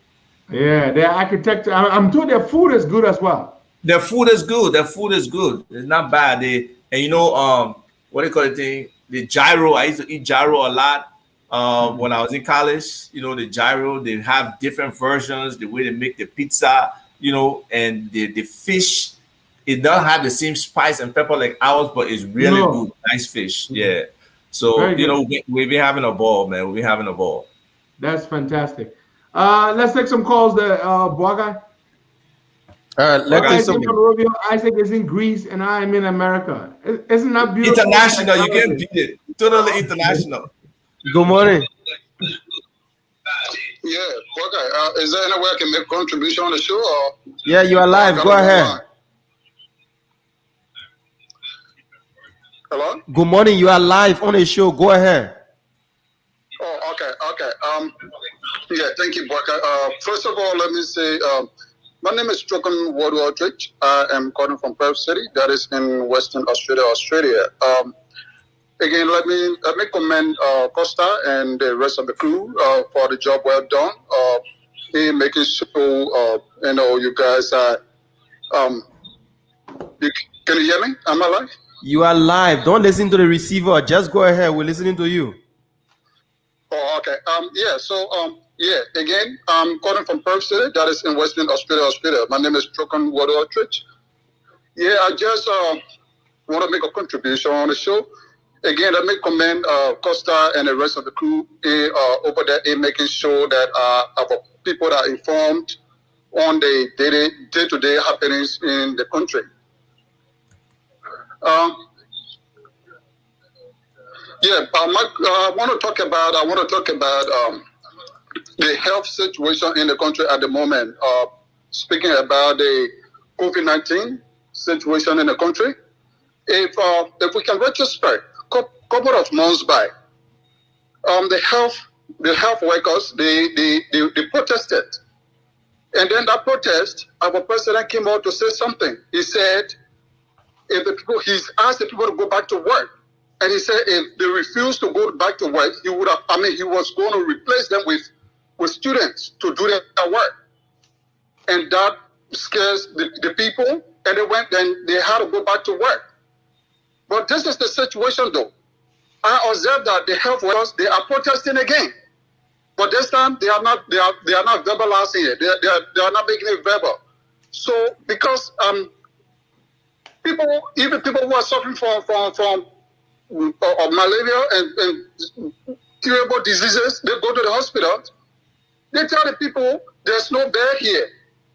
There's no bed, and they will tell the people to go back home. And when they go back home, the next thing you hear, they are dead and gone. Okay. So what is happening? I think the people are protesting, but what happens? What is happening? What about the health ministry? What are they doing? What's the plan B? So when the people come to the hospital, why going to sending the people back home should be the last option? There should be a plan B. I think the health ministry should come out to say something, to tell us something. We got George, we have 14 hospitals over there. All right, thank you. We have 14 church, we got it for George, we have 14 bedrooms and other places. The health ministry should give us some other places. Okay, thank you so much. The issue about bed, Costa, we don't need to wait and wait for donation, people to come and donate beds and other things to us. We have carpenters around here. We have our own carpenters, librarians. They can do some of these beds. We go to Le Foco or some of the mattress factories. The government don't need to wait. We keep saying there is no bed, and people are dying. We can do something for our people right here in Liberia. Sad. On Saturday, Isaac, I went to Jersey and to meet some of my mothers, and I picked one of them up from Derby, PA. And while we're on our way, we're just talking about the country. One of the things we're saying was that the same thing Boy is saying, speaking of beds, I know hospitals generally have specific types of beds that they use, right? They don't use regular beds we have in our homes. But this is not a regular situation. It's not a normal situation, right? So what stops us, Isaac, from erecting a massive tent in JFK yard? Right there. JFK has a massive yard. What stops us from putting up these massive tents and making beds, locally made beds? You know, these small 6x4 beds, and for we can fit them for people. Nothing stops us from doing that, does it? Does anything stop us from doing that, Isaac? No, it doesn't. But Costa, when you're not in the mindset of spending your money for your people, you will not do anything. You will not think out of the box. We'll wait for the U.S. to come to do makeshift things that our military people, the engineering arm of the armed forces could do. They will wait. They want for the U.S. to come. When you're so dependent, when you got that slave mindset, I want to say that somebody has to give you the order or tell you how to do it or do it for you. Erect tents. Set up those beds. What different people do? You can air conditioning in. For the inauguration, you saw the inauguration tent that were out there. Yeah. Okay, so if we can do something like that, why we can get a tent that can service people, you know, be cool enough, have beds over there, have lit partitions and everything. Our people can build those things, Henry. It's not impossible. Especially the military, Isaac. That's why they're there. In the US, didn't we see the military, the National Guard, they deploy them all the way here to help? We saw it. They do. But even the road construction, when they hurriedly wanted to put those poles up and the sidewall and stuff over there in Congo Town, and the military people were doing it. Yeah. Working that day and night. They were doing it. But then they didn't even pay the people. The people refused to do some work. Man, Isaac, man. When you're not used to spending for your people in the best interest of your people, it's very hard to do. And that's what this government and other governments have been faced with. They don't want to use our own money. They always want to use the other people's money. Isaac, we got that place under the airfield, right? Right there opposite Elling's house. That football field where which team practices there? Is it now they're constructing a park. A mini page there, so that player we can get access to it again. Okay, but what about at the back of the barracks? Right there, they got a big open field. They want to Redemption Road, Isaac. Redemption Road coming down there. The beach is there. Even though that place is highly polluted, 10. Have you seen that place? The people go out there with die. They sit with kids. The stench from the stench is bad, very bad. The whole Sony wind coming down there is very, very bad. I'm telling you, the beautiful beach over there with the coconut trees and stuff. That place would be so nice. People could go, they could build a promenade. People would go sit there and enjoy themselves, my man. Wonderful. All of that is possible, but because we just cannot spend money for ourselves, we just don't want to. I don't know. But there are other places, man. There are other spaces that government has. There's probably some buildings and stuff. I mean, old government hospital place up there where they demolished the old government hospital right behind Cathedral. Yeah, that was my zone. More than an acre of land. They could raise a wire fence around, erect some pools, raise a wire fence, and then put some tents in there and put beds in. Isaac? Man, there's so many options in terms of, you know. Do that thing all the time, man. And we are able to do it. We are able to do it. The military, I remember when Brownie Samoga was defense minister, to his credit, the military was used to help with some of these things during the Ebola crisis. Right. Vividly. They say we learn lessons from Ebola, but sometimes you wonder if we really learn lessons from Ebola. Oh man, but the people who died, they ain't got no idea, they ain't got sense. So they don't go back to the people and try to ask them, what you doing when you're here? My man, sometimes you consult, my man.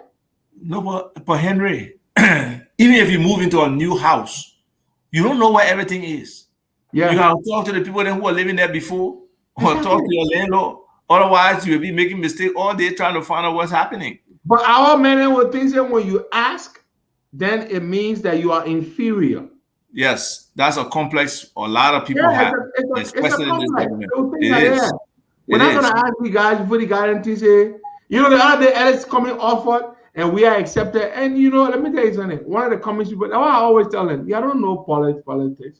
So Ellis Cummings made an offer to help. Isaac, I don't even make those kind of offers because it's stupid.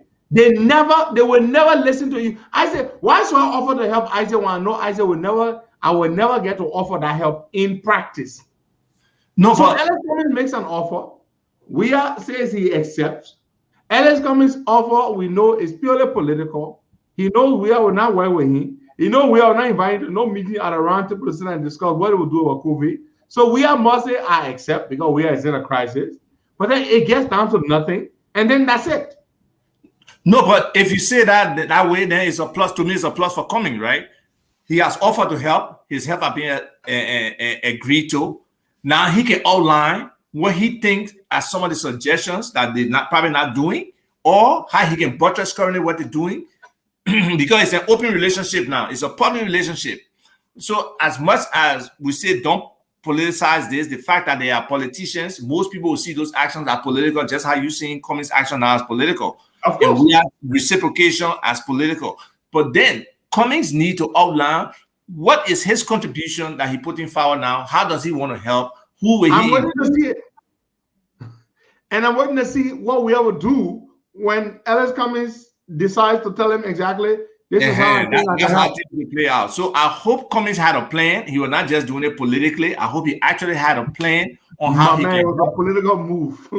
But we'll see what happens. Because let's not doubt the people. We got time. I'm waiting to see a blueprint. Maybe he has ideas. So we're waiting to see. I mean, there should be a lot of medical professionals in Cummings' camp. I know there's some medical professional librarians who are looking, and some people in the international community who have of librarians. Someone they encourage someone to go and help.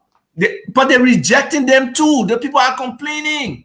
We got qualified doctors. We got qualified people who are epidemiologists and other areas that relate to this virus thing that they're not calling on. Why will you not call on your best and brightest in these situations to help you? Why should be an outsider? Look, Isaac, let me tell you something. Isaac, I'll tell you this. When you and I go to Liberian events on our own, not together, do you not hear how people talk about this government in such a condescending fashion? Oh my God! Isaac, and it is legitimate. Look at the boys running our country like that. Look, look, Isaac. It's one thing when Ellen government was there to say, yeah, the book corrupt, they did that, but people held her in with some modicum of high esteem, and they respected some of the people in government. Today, that's not there. Today, the people don't respect anybody in their government. You go post it, bunch of rogues. They don't know what they're doing. Bunch of stupid people. That's how people talk about the government. It's sad, Isaac. It's very sad. Nobody wants more serial Liberian professional want to be associated with our government. I tell you. But that doesn't mean, but that's my problem with some of them, dude. That doesn't mean you still can't help your country. You still can do it. And I agree. But again, before you help your country or your government, the people who run that government have to be able to work with you. They have to be able to, they have to want to work with you. They have to provide you the support. That's it. Yeah, that's a fact. A lot of times it's not forthcoming. It's not forthcoming. I mean, and the thing is, nobody taking their job. Just open up yourself. Open up. Let me say this. I see the comments people writing here. If Mr. Cummings wants to help, let him do what the COP is doing. We look in our coffers. We took out some money. We're buying oxygen tanks and we're donating them. We will do more of that. That's the practical thing to do. They will not turn them away. But to call Joey and say, I want help, Joey and say, yeah, you will help. Didn't Joey call a meeting of opposition leaders 2 years ago, Isaac? Do you remember? Yes. Thank you. Didn't they make some recommendations to George Weah? Did he live up to any one of them? Did he implement any one of them? But it even had the economic forum, right? What happened with that? They had the economic dialogue sponsored by the UNDP and our partners. Absolutely nothing happened.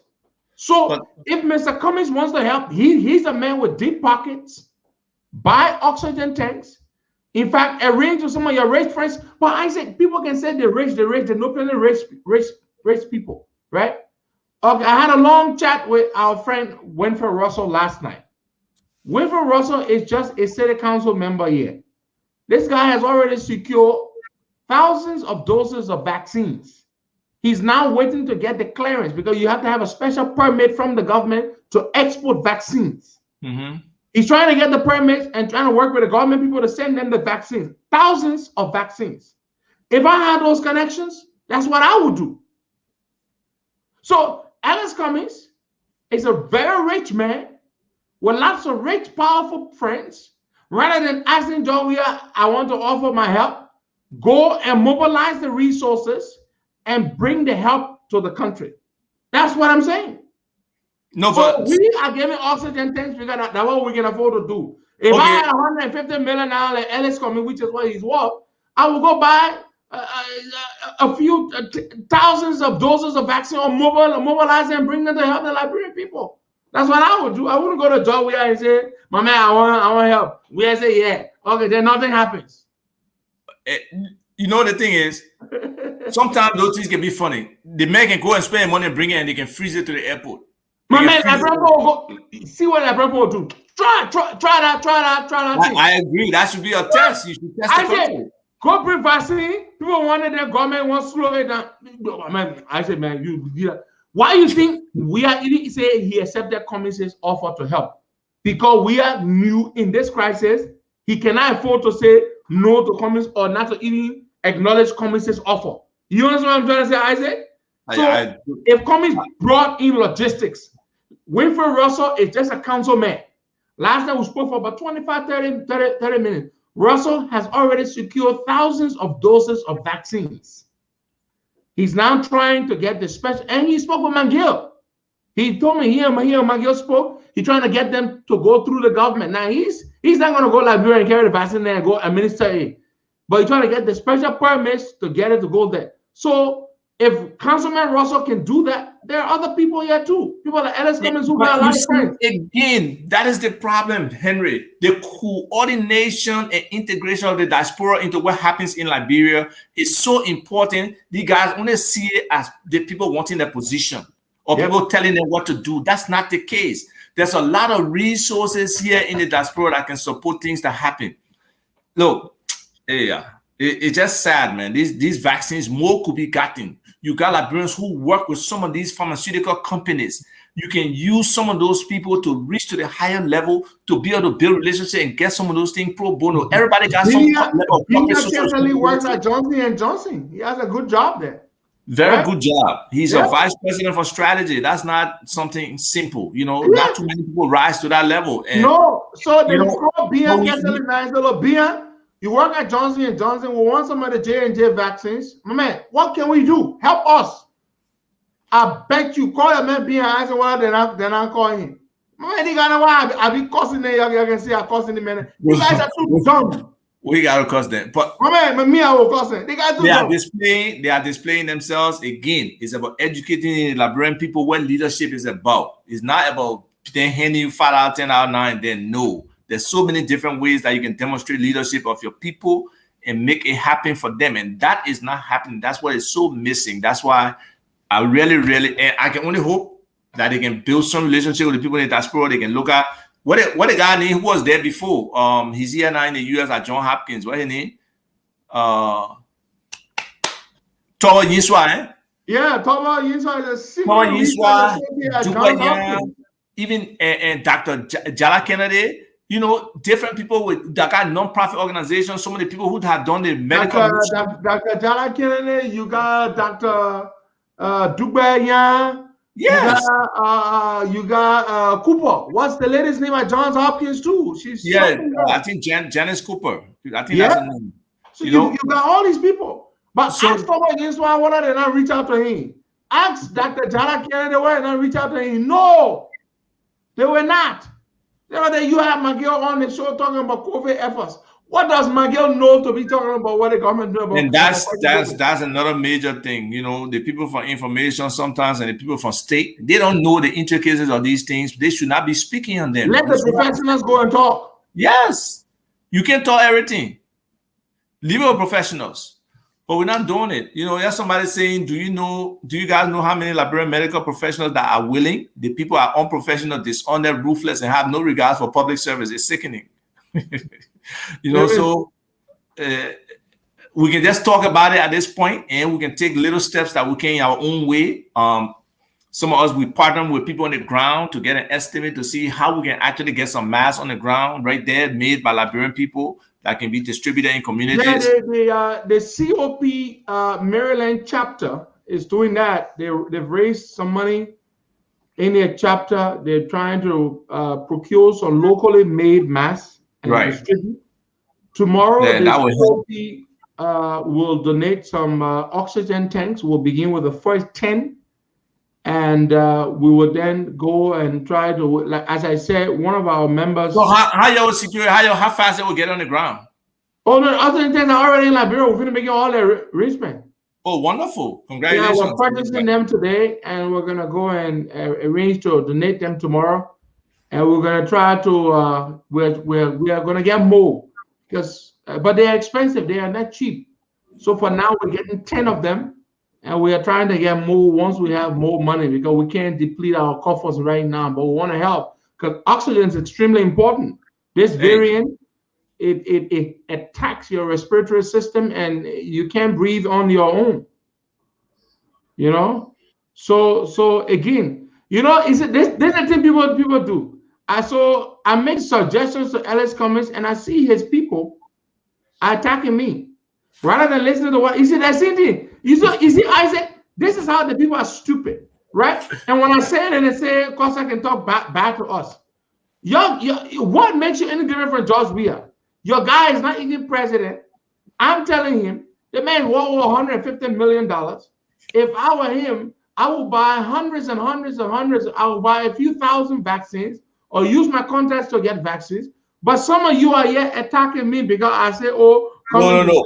But they have some right. The way you came off at first and said basically nothing was going to happen. When the people think that man will come and do something. That offer by Cummings to George Weah is political. The acceptance by Weah is equally political. But let's assume it's political. But he still has the ability to help. He helped during Ebola. Will be zero. The Cummings Foundation did a lot of stuff during Ebola. So it's possible that they can do it today again. It's possible they can do it. Just has COP. COP is giving oxygen tanks. Did we ask Joe we want to help? No. We took the initiative. We ain't got money, but we go in our lake coffers. We take our little money. We're going to buy oxygen tank that will cost us a few $1,000 US. We intend to buy more. If we had 150 million, like Ellis Cummings, trust me, you think we're going to go ask government, please, we want to cooperate with you, Georgia. That Georgia will go ask to say, let's cooperate. Georgia had a whole dialogue, the economic dialogue. The donors financed it. They gave him recommendation. He didn't do nothing. Well, anything Cummings do will benefit CPP. So let's see what Cummings will do, right? What the recommendation I'm making to Mr. Cummings is this: what people are not listening to.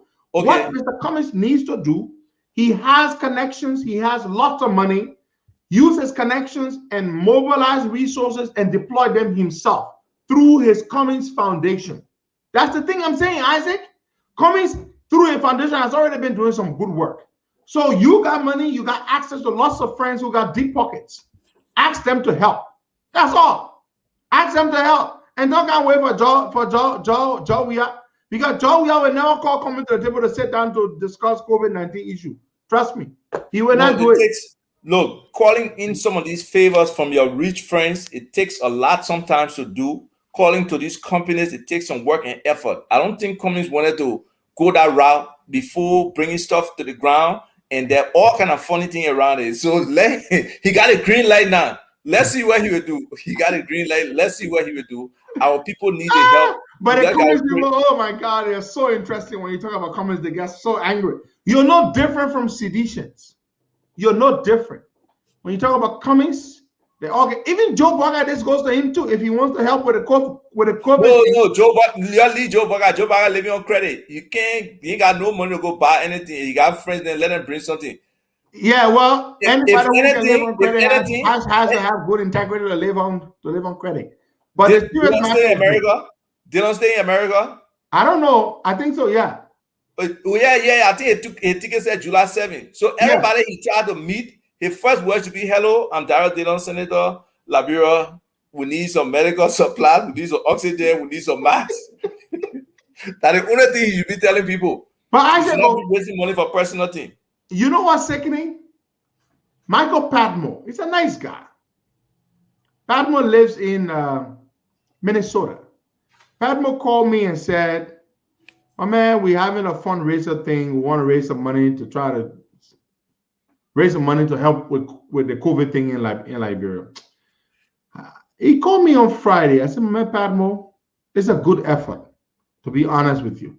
Okay, what Padmore said is that he wanted us to see whether we could make some calls to some Congress people we know to try to identify some unused vaccines that are still good in warehouses and spread across the U.S. I said, my man, I said, Padmore, that's a wild goose chase, bro.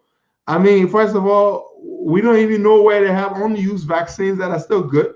And do you know millions of doses of vaccines have been thrown away, Isaac, in this country? But that's why I disagree with you. We can actually call Congress people and they but can. Isaac, I'm not gonna go pick out the points. I call it. Look, Isaac, here is the thing that's frustrating, and I told Michael, and I'll say it publicly here because that's just who I am, right? Look, let me say something to you. I'm listening. I'm just damn tired that we have an idiot as president with millions of dollars and idiots as lawmakers collecting. Do you know how much money, how many doses of vaccine 15,000 can buy, Isaac? I don't know the cost of a vaccine. How much is a vaccine? Oh, it's just $30, 20, $25. They can buy plenty. Thank you. Now, these boys share millions among themselves. And that individual citizen got to be going look for vaccine to can't go get it. Why government that's stealing money? My man, forget it. You know what I told Michael? I said, Michael, we the CEO people trying to do what we can do. But to be honest with you, my man, sometimes these are the consequences of the elections. You vote for Pupu Plantoon, you have a crisis, you suffer, you pay the consequences. Other countries that got good leaders, Isaac, yes. When the crisis leadership makes a difference. Leadership and vision make big differences in people's lives. But now, Isaac, we should have had enough logistics in the warehouses waiting that COVID will come again. We should have been prepared. But the first thing we did, we borrowed $50 million from the IMF for stimulus. We stole it. Larry saying the vaccine is between $3 to $30. So I said, let's do the math. How many doses of vaccine can $15,000 buy? Let's take it at $25. So we'd say $15,000 divided by 25, 600 doses of vaccines. So basically 600 divided, so that 300 people, 300 Liberian citizens can take $15,000 can buy vaccine for 300 people. Right. Just imagine that. If you put 10 on it, make it 150,000. That 3,000 people. If you make it 1,500,000, that 30,000 people. So I mean the numbers. We took 25 million to do food distribution. When you know what I mean? You know how many doses of vaccine 25 million can buy, Isaac? It's a huge amount. We can make it easy. We are not serious. Put 25 million out here. But we are not serious people. So sometimes, Isaac, the people will suffer because of the decisions they made at the ballot box. But what they say, 25 million will buy 1 million. 1 million. 1 million vaccines. 1 million vaccines. Huge difference for our people. A huge difference. Because who knows, there could be another wave again. Even though the vaccine is not perfect, but it limits the impact of COVID on you as an individual. Yes. You know? Yeah. So, but I said they will not do it. They will not do it. They rather borrow the money. Henry, somebody here makes a very good point. Sam Odu. There are so many Liberians trying their best to buy materials to help Liberians back home, but you join together and do it as Liberians from the diaspora. I totally agree with him. We come under one umbrella and do this thing. We try to do that with Ebola. It was successful to some extent, even though people still went their individual way. But when you have a critical mass of people trying to do something together, it's better. So, Dr. Jala and his group doing something, my organization, Liberian Medicine and Disaster Relief Fund, doing something, other people doing something.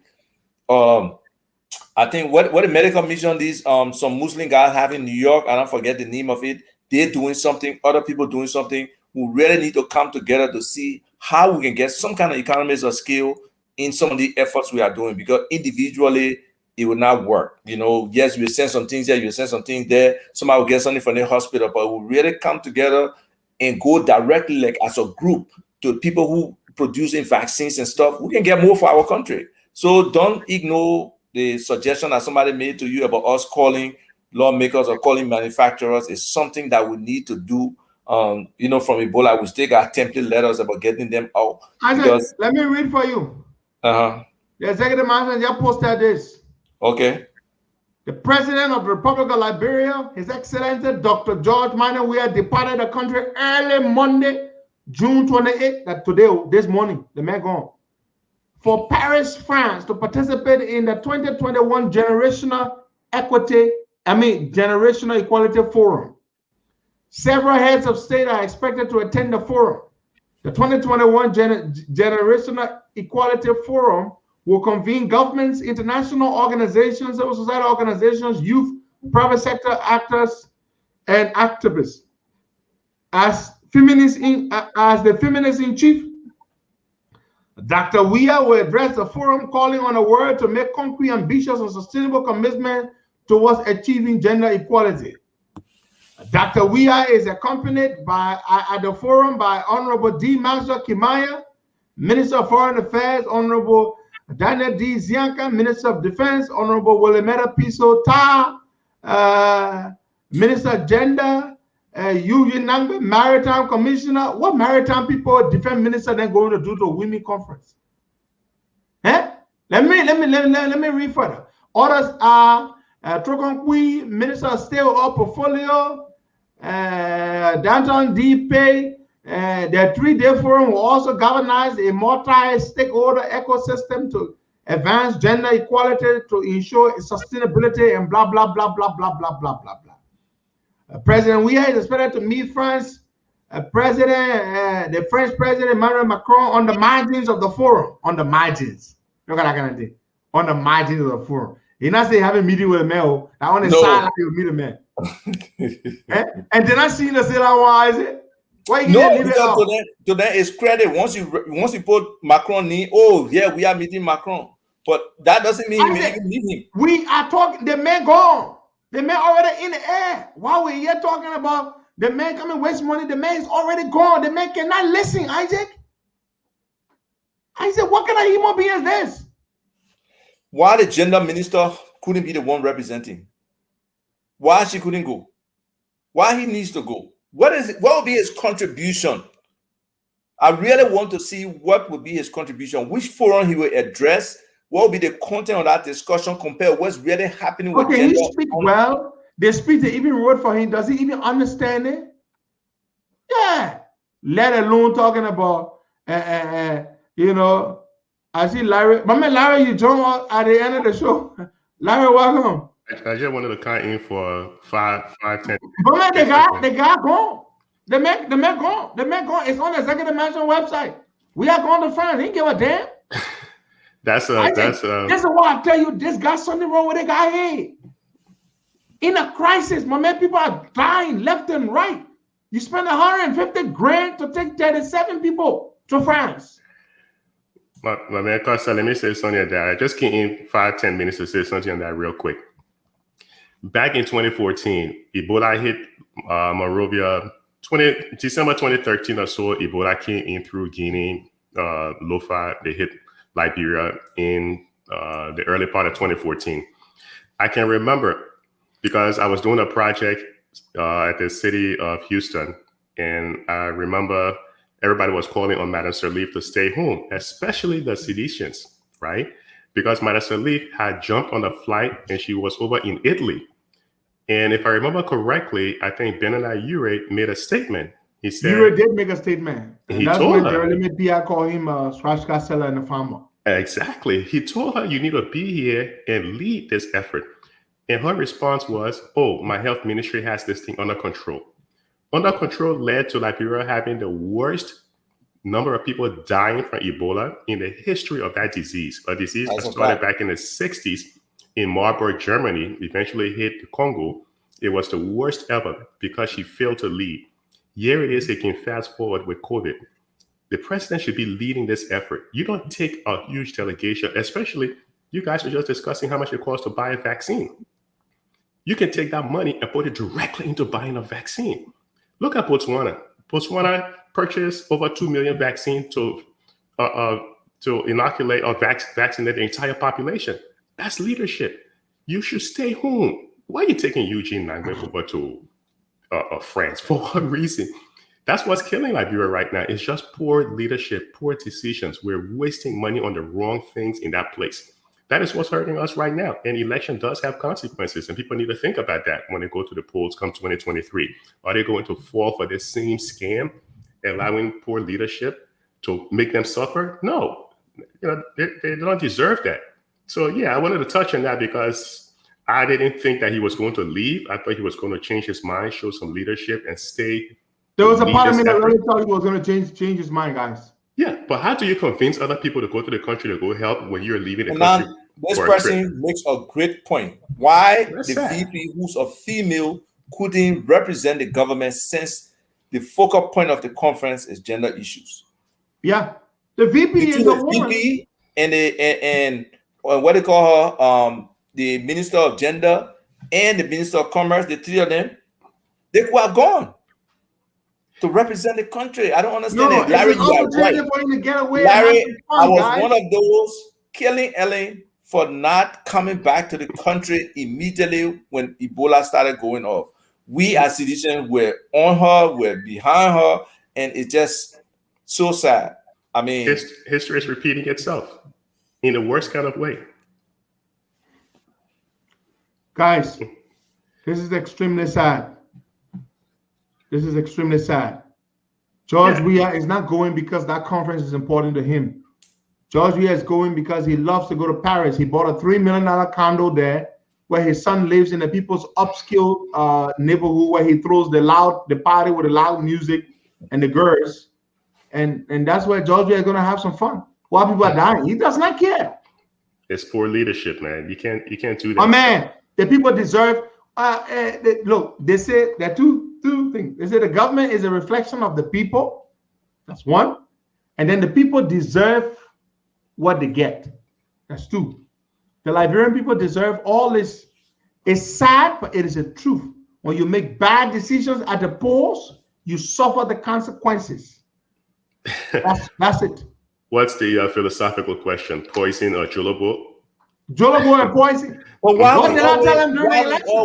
why we always have to be trying to decide between lesser or two evils? When can we elevate to deciding between competence, qualified people who really love the country? I mean, we have to educate our people. Look, we can take civics for a joke, but until people understand U.S. election got consequences, to many people's mind, they don't understand the consequences of election. They don't understand how it sets back a country when we elect the wrong person. I mean, I'm victimized by that because I supported this government to get there. My expectation was Weah knew his limitations, but obviously I was wrong. Weah thinks he understands governance. No, he doesn't. He should have surrounded himself with good people. There are many Liberians out there who are very qualified, who have help. And it's just sad that this guy shirks all of them and just focuses on a few people who can really help our country move forward. And you guys mentioned it, right? Liberians in the diaspora provides the solution in many instances in terms of how to help this country. In terms of remittances, the economy needs help. The economy is, I would say is on oxygen right now, but we can't afford to buy oxygen in our country. Trying to a little bit being cynical, but the Liberians in the diaspora has the expertise. It was one kind of sad to say this, but one unfortunate benefit of the war was by displacing so many Liberians. The Liberians spent 20 years or so in the diaspora where they become educated. And now they can take those skills and go back home and invest. And Larry, I'm sorry, why do you mention them? Didn't you hear earlier when we said how Liberians here in America, when you meet them at social gatherings, how they talk about the government in such a condescending manner? They don't trust the government. Nobody's gonna go where with Zoya. But they can't even speak well. It can't even make sense. Who's gonna go talk like that kind of man? Look, Isaac, listen to me. I've met and interacted with George Weah countless times. This is a man who, when you sit down and talk with him, you walk away with nothing. Absolutely nothing. Imagine the most powerful man in the country is one of the least intelligent human beings you will ever meet in your life. This is a man who says when rest is expensive, you reduce the rest so that those who all cannot afford but making ends meet. This is a man who does not understand the very basic things. Isaac, this man has no sense, no common sense, let alone, you don't talk about education, that big thing. So, if this is the man that everybody worships, all the people around him, you should have heard my girl on Thursday talking about George Weah. They glorify this man, they idolize him. So this is a man that you talk about brilliant Liberians who are making lots of money in this country or in other parts of the world. They're gonna go back to work with who? Even when Ellen was president, a lot of those real professionals didn't want to go back. You guys know this. That's a fact. Didn't want to go back. That's a fact. The real professionals, the people who ran back to Liberia, the people who are hardly doing much yet. But the people who are doing very well yet, they didn't want to go back to Liberia to go get, they didn't want to do that. When people like Anthony Sire went, they helped to stabilize the country, they were out. Then at Joey had them go, well, the man that was sitting at the table where who can't even speak English. That the man that was sitting there, come on, man.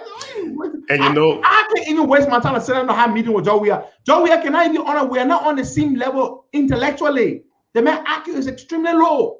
There is nothing I can say Weah would understand. The man's a buffon. Mm-hmm.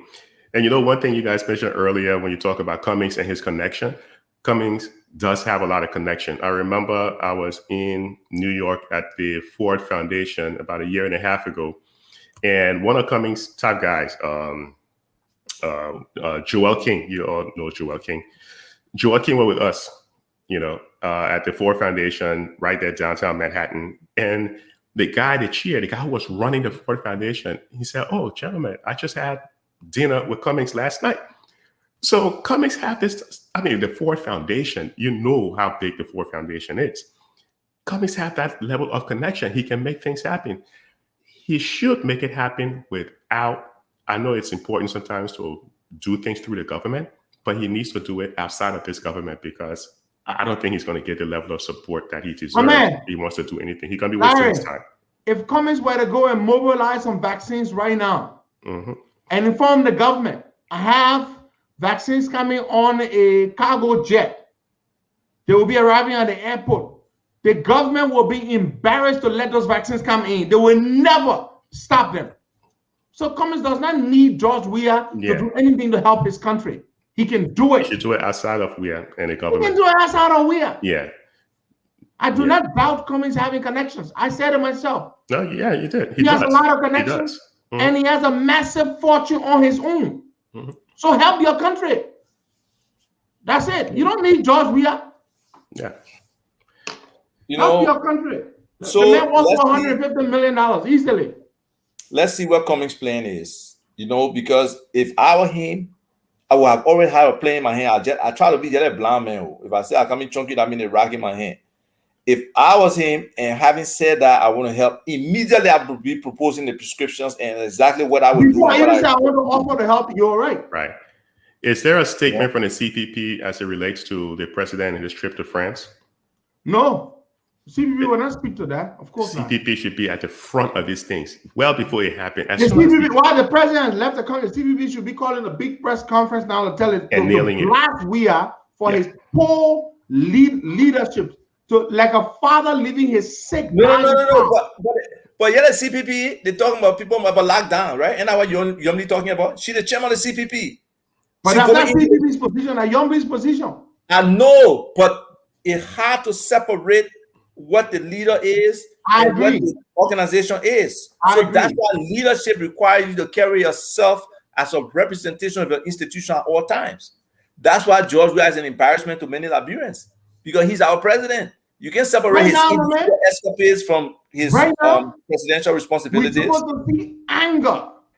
We're supposed to see rage from the CPP, banging the table at a press conference, blasting the president for leaving the country while the people are dying. Yeah, and just how you irritated in 2014, CPP should be, by the time he hit RIA, CPP should be putting out a press statement. You know, or even before he does, they should be putting out a press statement. Oh, that way, they're not going to issue a statement. You got to be ahead of these things. You have to, I mean, that is leadership. You have to be ahead of these things. You have to see. But we knew that you were going to leave days ago. We've been talking about it for days. You're right. Yeah. The CPP should have issued a powerful, a strong statement. Definitely. Calling on the president not to leave. I mean, the men want their money in your private. What is the role of the opposition? To keep the ruling party to the fire. No, not to take power. To take power. You laughing? That is. I'm a part of the opposition, but I'm telling you, I criticize them. The policies yes, they got to criticize and provide recommendations. That's what they're supposed to do, regardless of what. You are supposed to be finding hole in government policy and say what your own policy is with regard to that stuff, and sometimes do a pilot or set an example of how you will operate or how you will handle that particular situation. We don't see it coming from them, man. It's sad. Well, the government PC, the opposition, I don't know what to say. But then this tells you where we're headed, right? So no. Before we head there, let's try to find an alternative. At least somebody that can make the race hard. Somebody, some kind of person that can say I'm standing against, because right now people make it like a binary situation. It's either CPP or is the coalition or democratic change or whatever that is. It's not. We got other options, but they don't want to stand up. They don't have financial support. They don't have that grassroots support. But we got so many qualified. You don't need the financial support. You don't need the financial support to speak up. You heard about a guy in Texas called Ammons or something? Tefa? No. Or Tefa Ammons? They say he's running. Okay, maybe we'll trying to get an interview with me and all that kind of thing. You interviewed him already? No, I haven't. Oh, okay. I've just. We don't need more candidates, Isaac. We need we better. Don't. Yeah, we need better. We need to take. We don't need more candidates, Isaac. You got more of the seats. You're telling me what we need. What do we need? We need better candidates, not more. We need better candidates. Well, I didn't say we need more in terms of numeric, but I'm saying we need some kind of alternative that represents those qualities that we're looking for. You know, how many times have we turned over the legislators, right? How many times we've turned them over, bringing them every the same PC people. The same every election. But the quality of people, and again, it comes down to civics. If our people don't understand, if they keep thinking, oh, they may label off for 20 years, they may want to year for the war.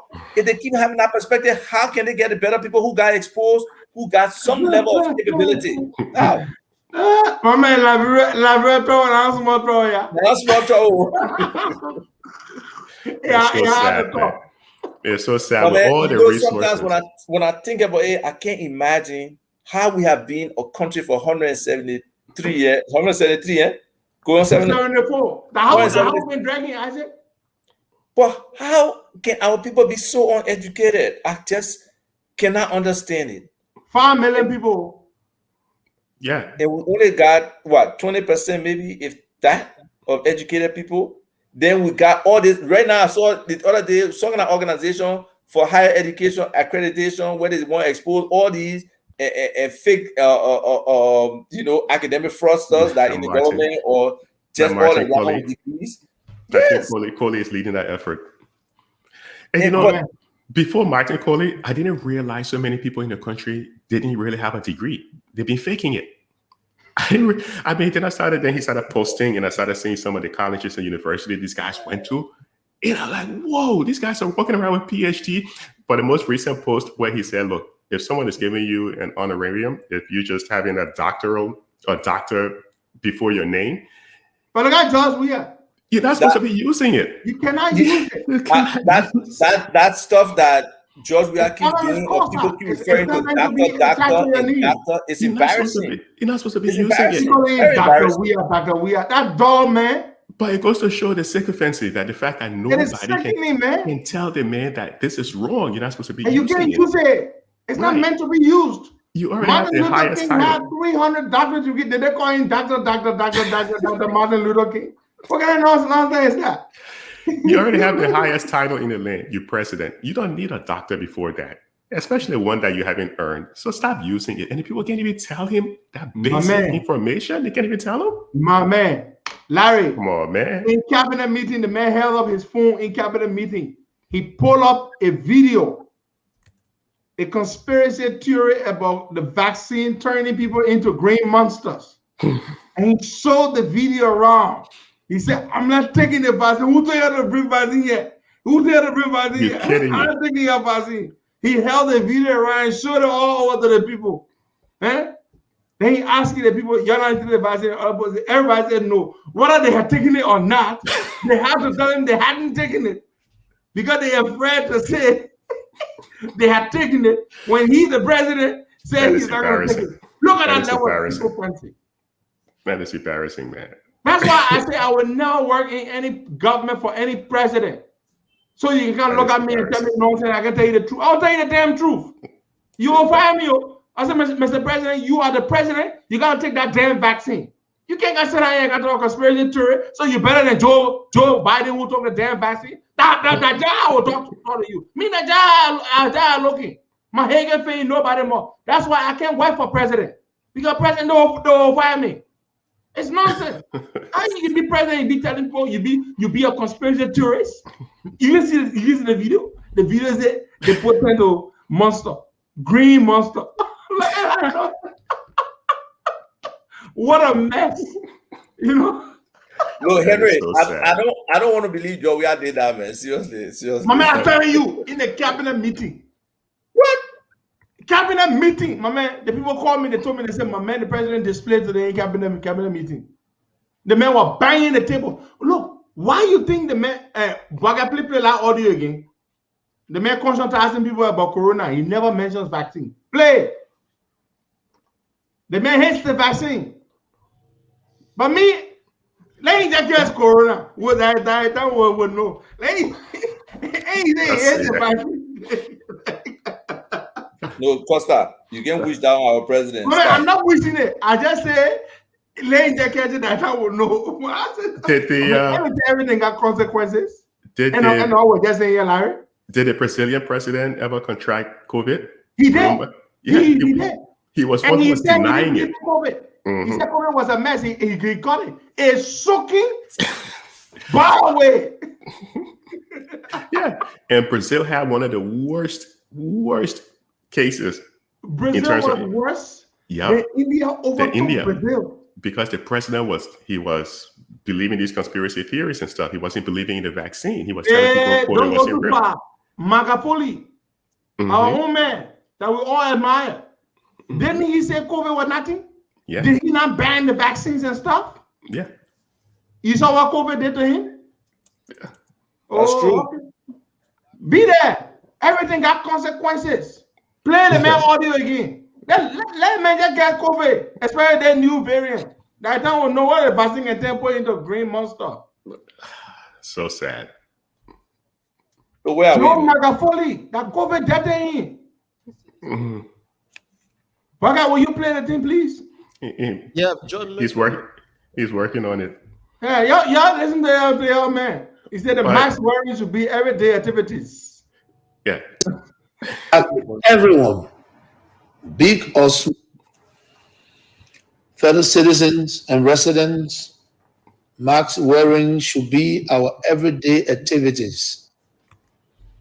Coronavirus does not know friends or family.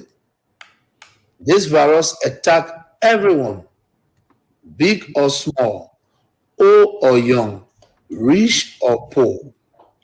Fellow citizens and residents, let us continue to wear our masks, observe social distance, often wash our hands. Let's educate and help each other to be safe and healthy. Remember, the life you save may be your own or mine. Wearing masks is very important whether you are sick or you are well. Wear your mask, observe social distancing, and wash your hands often. Be safe. President George Manneh Weah. Okay, and Wait, he even read his name at the end of the statement. That's what I want to say just now. Seriously. All right, guys, we have Mr. Yuri on the phone. Let's hear him. Good morning, Mr. Yuri, and welcome to the Costa Show. Yeah, good morning, boy. Yeah, you are live. Go ahead. Well, good morning to Henry, Larry, and Isaac. Good morning, Ben. Good morning. I would like to, first of all, thank Larry.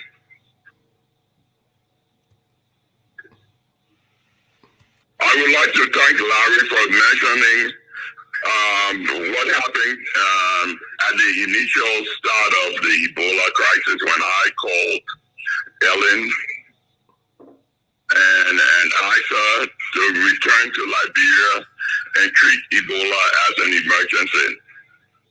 As usual, you know, her ministers and officials of government try to make fun of it, and but we in Liberia experienced what we had never experienced before. We want the world to know that if something is not done about Liberia today, we have worse than what we had with Ebola. Unfortunately, I don't believe either Larry or Henry listened to my press conference the other day. I carefully mentioned to the Liberian people the danger we are faced with. Additionally, I listened to Boyka's report yesterday on the number of deaths and newly registered cases. I want to say that it's incorrect. Yesterday alone, we had over 8 persons dying from the virus at Saturdays. And the world needs to know that there was a situation at ELWA Hospital where electricity went and there was no oxygen and over 12 persons died also. But ELWA is refuting that message, even though they say there's a lot of cases there, but they're saying it didn't happen. We hear people saying people die because of diabetes and heart attack. Then it's not that. It's a virus, because the virus, yeah.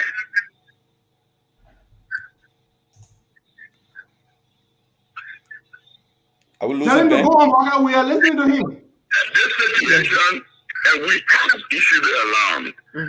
But apparently people are not listening to us.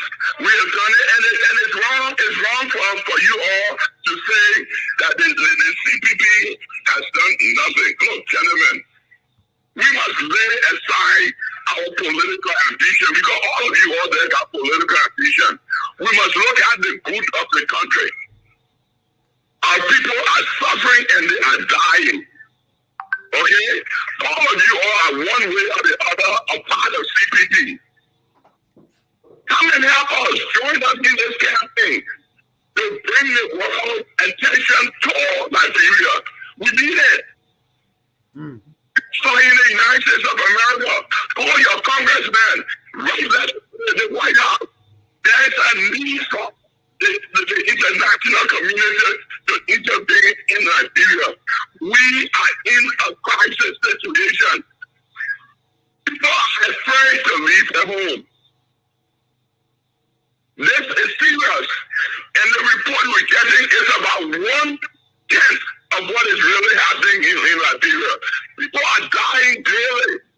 You know, we must leave this politics around. I get Ivan Henry laughing at the CPP that we just want to take power. Yes, we want to take power, but not at the detriment of the Liberian people. Mr. Uriel, my question is that the president just left the country and there have been no statement from the CPP. What are you guys' position on this? The president leaving at this emergency time? Well, I can tell you, you listen to my press conference, boy, God. Yes. We stand with that. We stand with you on that point. You are also convicted of the fact that I did mention the government taking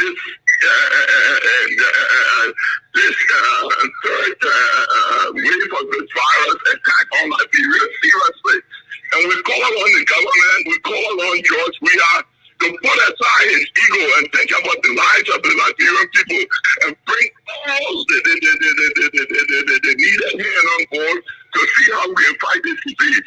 Look, I also listen to my colleague, Alex Cummings, volunteering his service to Weah.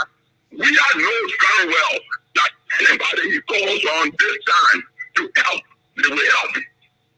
So, it's not for him. Cummings said they have to go and volunteer his service. We all know that politically it would be suicidal for anybody to be called on and to be respond. You know? So all of you, I want to appeal to you, especially you all on these talk shows. So let's lay all our differences aside and let's put together our resources, whether it's verbal, financial, or what have you. And let's push the world to pay some attention to the Liberian crisis. And we need it. I'm here, you are over there. What I see here is coming. Yep, Mr. Uriel, now before I cross over to Costa or the other guy, probably they have question. My last question is there any plan that the CPP have in reaching out with some equipment or doing some donations to hospitals and other facilities in the country to help the situation that is that we have now as a country? What me and Joe Boyka have been doing over the few days. We are, look, we might not. Well, let me tell you something. I know definitely, Ambassador Joseph Boyka has called me and asked me to see how we can help because there was no space in any hospital around here, no bed, no oxygen. And we are taking some initiatives to move into hospitals and help them create beds and provide oxygen for people. And we were doing whatever we can do. Also, we are producing a mask for people. But that's the little we can do with the legal resources we have. But what we can do and we're not utilizing is talking. I want to use this occasion. The chairman of the CPP is in the United States of America. Henry is very critical of everybody. Why he needs to call her and tell her it's time for her to come back home. Tell all of them come back home. We all need to be there to tackle this thing. But we must not exclude a few persons and only talk about the person that all of them need to come back home and let's tackle this crisis together. I agree with him. I agree with Mr. Uriel. Nobody the chairperson of the CPP Young League, she has to go back to Liberia. Yeah, I saw someone. I just wanted to make this contribution. I thank you for allowing me to. Thank you so much. Great contribution, Ben. Great contribution. And you're right. The opposition, the ruling position, they really have to come together on this. It can't be a limited amount of people providing input or providing contribution to make this thing work. It's not going to happen.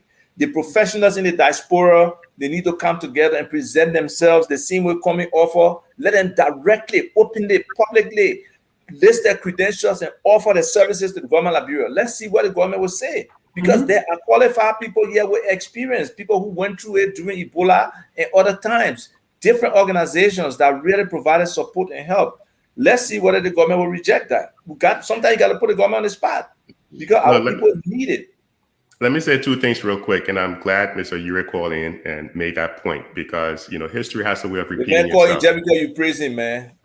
No, it was insightful, right? Because we saw what happened with the Ebola, and we're seeing what happened. Two things I'm going to say real quick. First thing is we need to put in place a legislation that would say, look, if 50 or more people were to die from any disease, no one in a leadership position in the country should leave. They should be home to lead the country.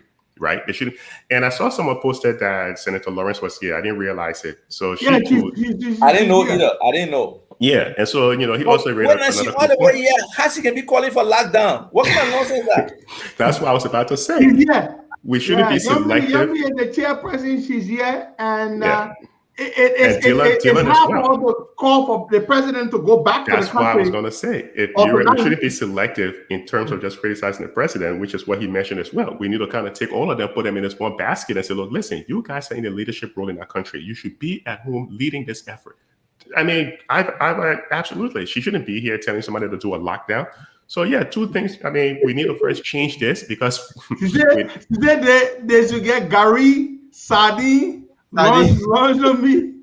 Why is he eating hamburger? And I eating No, hey, I'm my own sister, but she needs to go back home. She's the chair. You know, leadership comes with responsibility, and a lot of it is optics. Period. The optics you send or you project. Absolutely. I mean, tell you, in America, she put a press release. I'm cutting short my time in America. My people I'm going back home. Going back to provide leadership.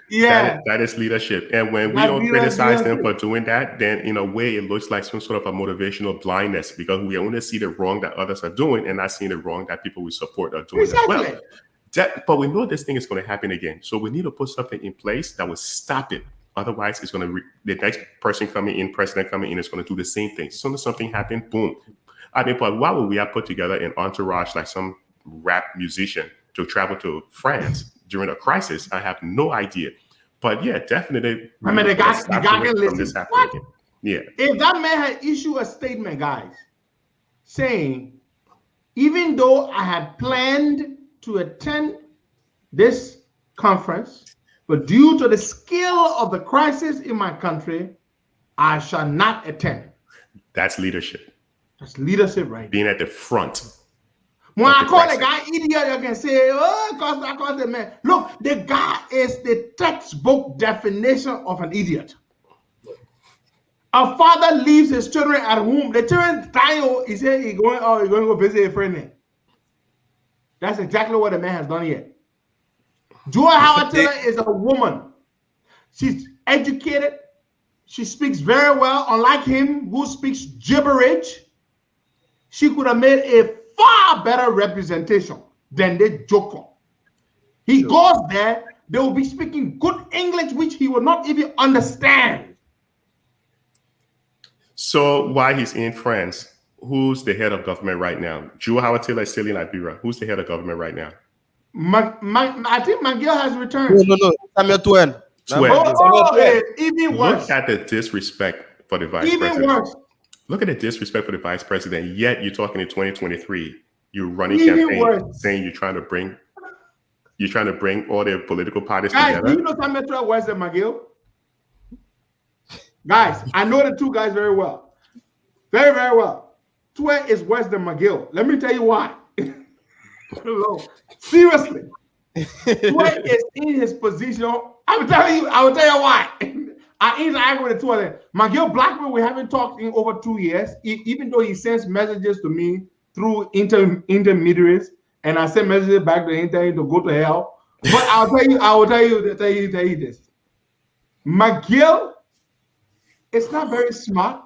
He's a dim-witted guy, but McGill is a little reasonable. He will sit down, he will listen to you a little bit. Twain, on the other hand, will not allow you to put any point across.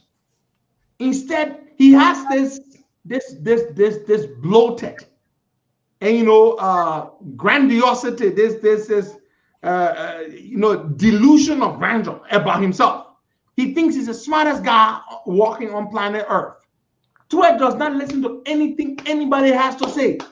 Absolutely nothing. McGill will be quiet a little bit a year. That's the only way the difference, and that difference is small, but it's still a difference. But the two of them, they're quite similar, except for that one difference. McGill will listen a little bit, Twain will not. You're leaving Twain in charge. Jesus Christ, even worse. But it's total disrespect to the vice president. Total disrespect to the vice president. I don't understand how it's even allowed to happen. Well, traditionally, the president of Liberia never leaves the VP in charge, Larry. Yeah, they normally. But they need to change that because that's a problem. Well, because they don't trust their VP. I know it's the whole African mentality. I understand they always do that, but it's the African mentality. What The if VP you should do? definitely- Should you overthrow? Should you overthrow the government? It's just nonsense. Well, I we think the saw what VP should be happened let in go. Mali, right? We saw what happened in Mali. The VP overthrew the government that he was in. Mama, if I were president and I'm traveling, I would leave my VP in charge. Absolutely. If I trusted you to be my VP, I would leave you in charge to act in my stead. Especially if you're trying to get support for the VP in your re-election bid. I mean, how do you build trust? Oh, yeah, does not trust Joe Howard Taylor, man. That's the problem. That's the problem. Does not trust her any day. Will never trust her. Look, you think we are a small man, but I said no, man. You think we are a small man? I say, Larry, because I'm not telling Isaac because Isaac knows that. I use Larry telling when we are hold a position, when we are looking at their pen and say the pen are blue, but only look at it, he said, but I'm black. He said, no, they're blue. If you don't say, if you don't agree with him, it's blue. In our entire conversation going forward, we will act like you are not even there. If you make an input, we are trying to shut you down. If he will act like you do not, that was everybody around him can tell you, say, yeah, gee, the pen are blue, man. That blue color against the pen are blue. That is so sad. We are looking at McGill. Since he met McGill for the first time in 2011, he called the man McGee. McGill never corrected the man to date. We are still calls McGill McGee. No, but I asked McGill that thing. I said, McGill, why you let man call you McGee? He said, Ava. The president won't call you. The state of Bureau won't call you something that you say you won't call yourself something different. Look at the man. You mispronounced my name. No, I mean, yeah, I'm not correct you because you are the state of Bureau and not the president.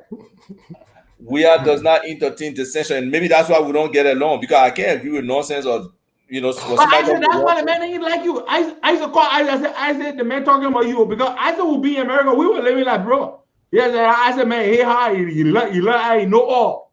That's why the man talk about Isaac. The man is saying with us. I will be telling I said the man say, hey, hi. The man like I said, my man, I'm not in CDC because Joe we are. I'm in CDC because of the Liberian people. I said that way you get it wrong. I said, and why you just say to me? That's a fact. That's no, but I mean, at the end of the day, we recognize that based on the 3 years to going on 4 year sample, that George Weah was the wrong choice. Unfortunately, he was the one that people wanted. I believe in democracy. I believe in it. I believed in the CDC philosophy. Obviously, I don't think it was mass belief because it was mass belief. The party will hold, and that's why I was telling Malu then the whole time, we have to hold the government accountable. The government is riding on our sweat. We the one brought the government to power. We can't allow the government to just do whatever.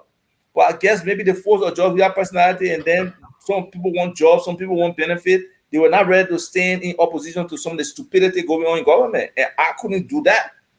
I had to leave at some point. You can say, you can butt your head against the wall. If you're a rational person, at some point you realize it's not working.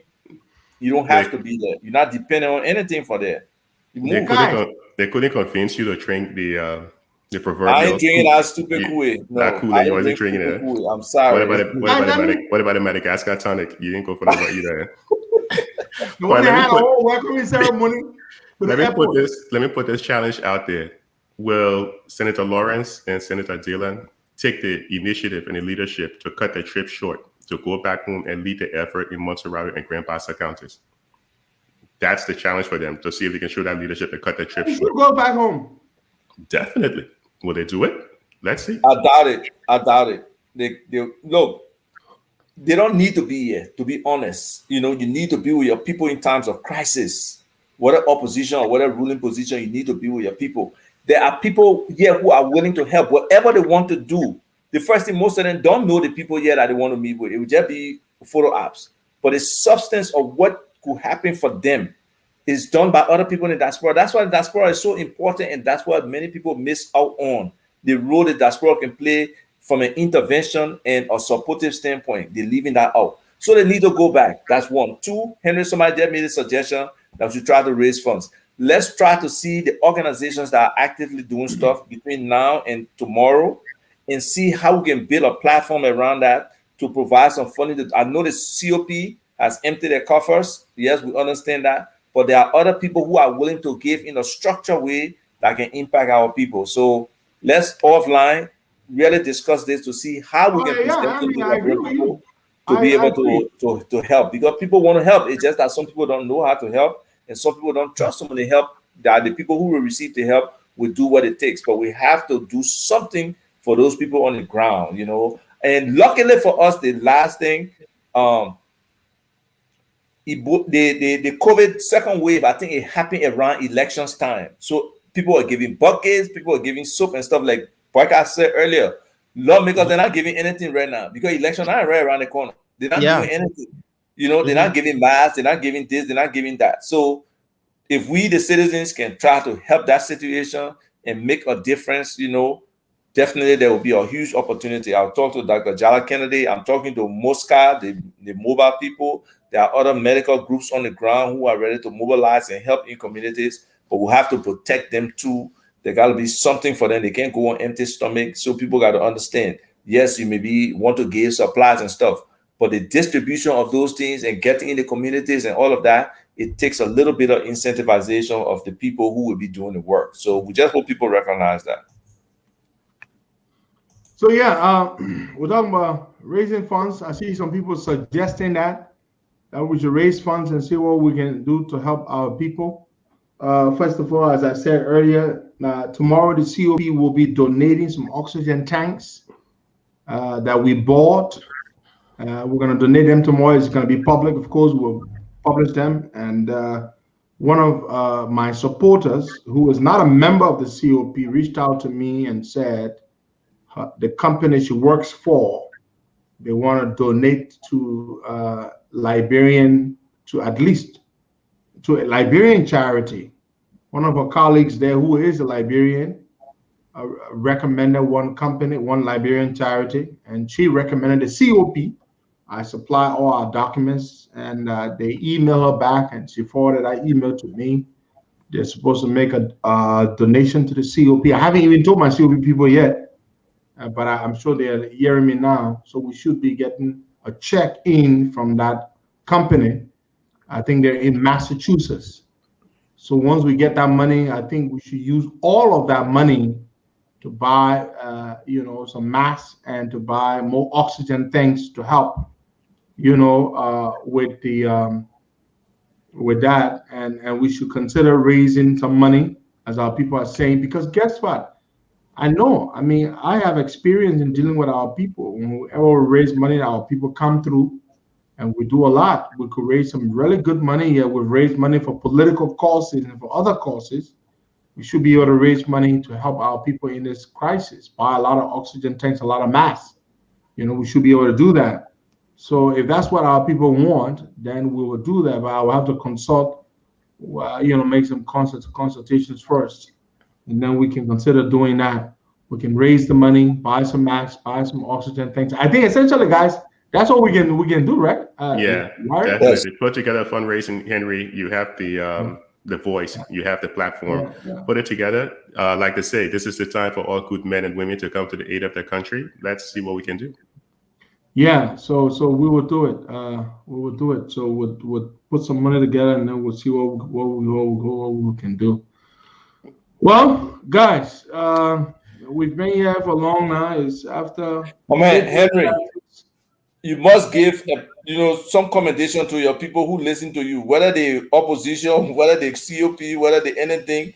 For people to consistently listen over a 3-hour period, it takes a lot to do that. So you gotta appreciate your people today. Seriously. Well, then they gotta appreciate me too. Getting up in the morning every day.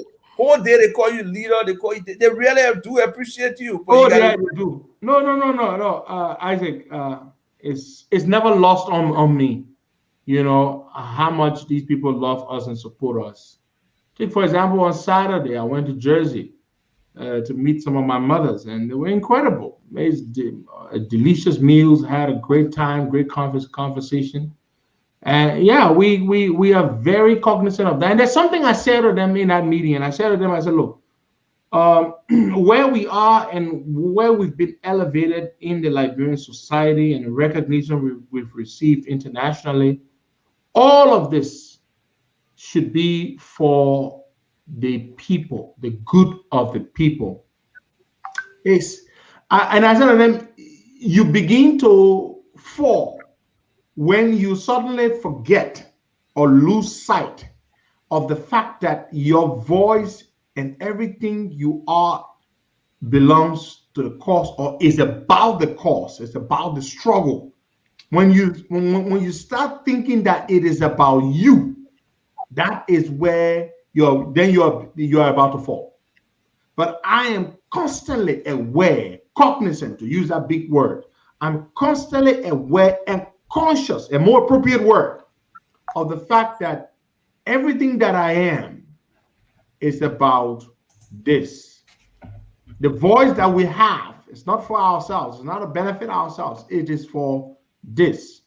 So that's what I believe. And so we are grateful to our people for how they believe in us. And there's another thing, guys. When you have all these people following you and supporting the work that you do for the good of the country, not because they just like it. In the process, they will like you. Yeah, of course. But it's not about you. So we are constantly aware of that. We're very aware of that. Some people think, we're here because we're trying to drive our own interest. But if it was so, then we would not be here, guys. By now, I'm a minister in the government somewhere. I'm gone. Ever since. Right. What are you talking about? I know better than most of the people in Georgia government, sir. People plantoon there. Hey God. I gotta read them all. They have a messed up woman I ever was. She said Mary Ann Roberts. There was somebody on the American line with her passport during the first COVID, that the woman who said Liberian women, I am you. Who said that? I think they're talking about what her name. What Joey baby man name, man? My man, I beg you. Which one? Don't even bring that conversation here, my man. Yeah. Yeah. Okay, Yeah. The one that was a model, Cooper. What her first name? My man, I beg you. You're still a person name? You're not saying a part of my name. Just leave that woman alone.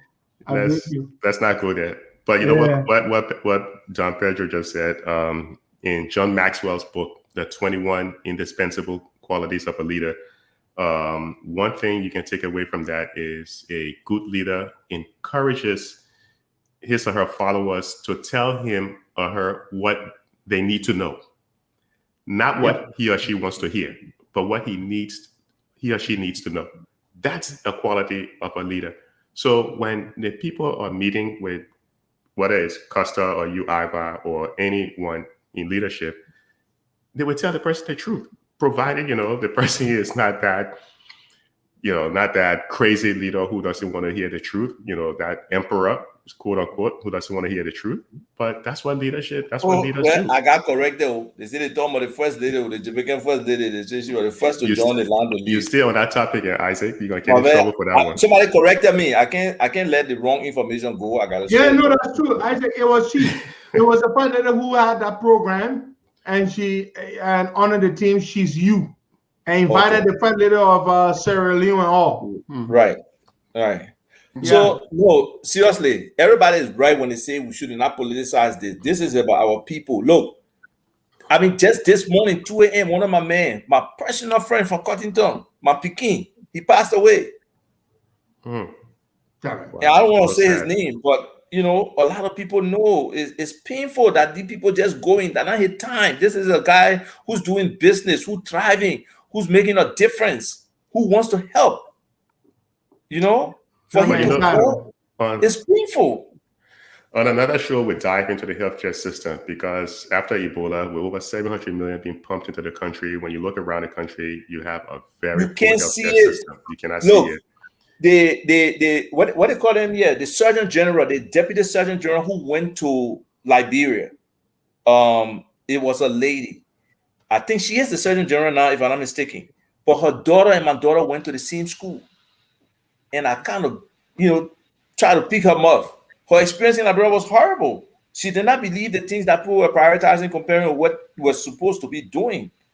So, I mean, these people come, they look at antics, they look at your little behavior, your approach to things, the things you put emphasis on, and that's the takeaway they get when they go back. How can they want to put anything extra to you when they know that you're not serious, that you're not emphasizing the right things? Yeah, but it's projecting the right image? not all the government's fault, right? Because the way how USAID model is set up, they don't build the capacity in the countries where they go. They take expats, they take people from the US to go there to do the work. Overly paid expats. Exactly. The money leaves, so along We with the are knowledge, totally and we don't build the on that. capacity. Less than 25% on the dollar stay in the country. That one part, I'm not going Yeah. to argue that. So we can't totally But blame I'm the still government on this saying one. your behavior, your representation is also an indicator of the continuation or sustainability of the relationship and how we move forward.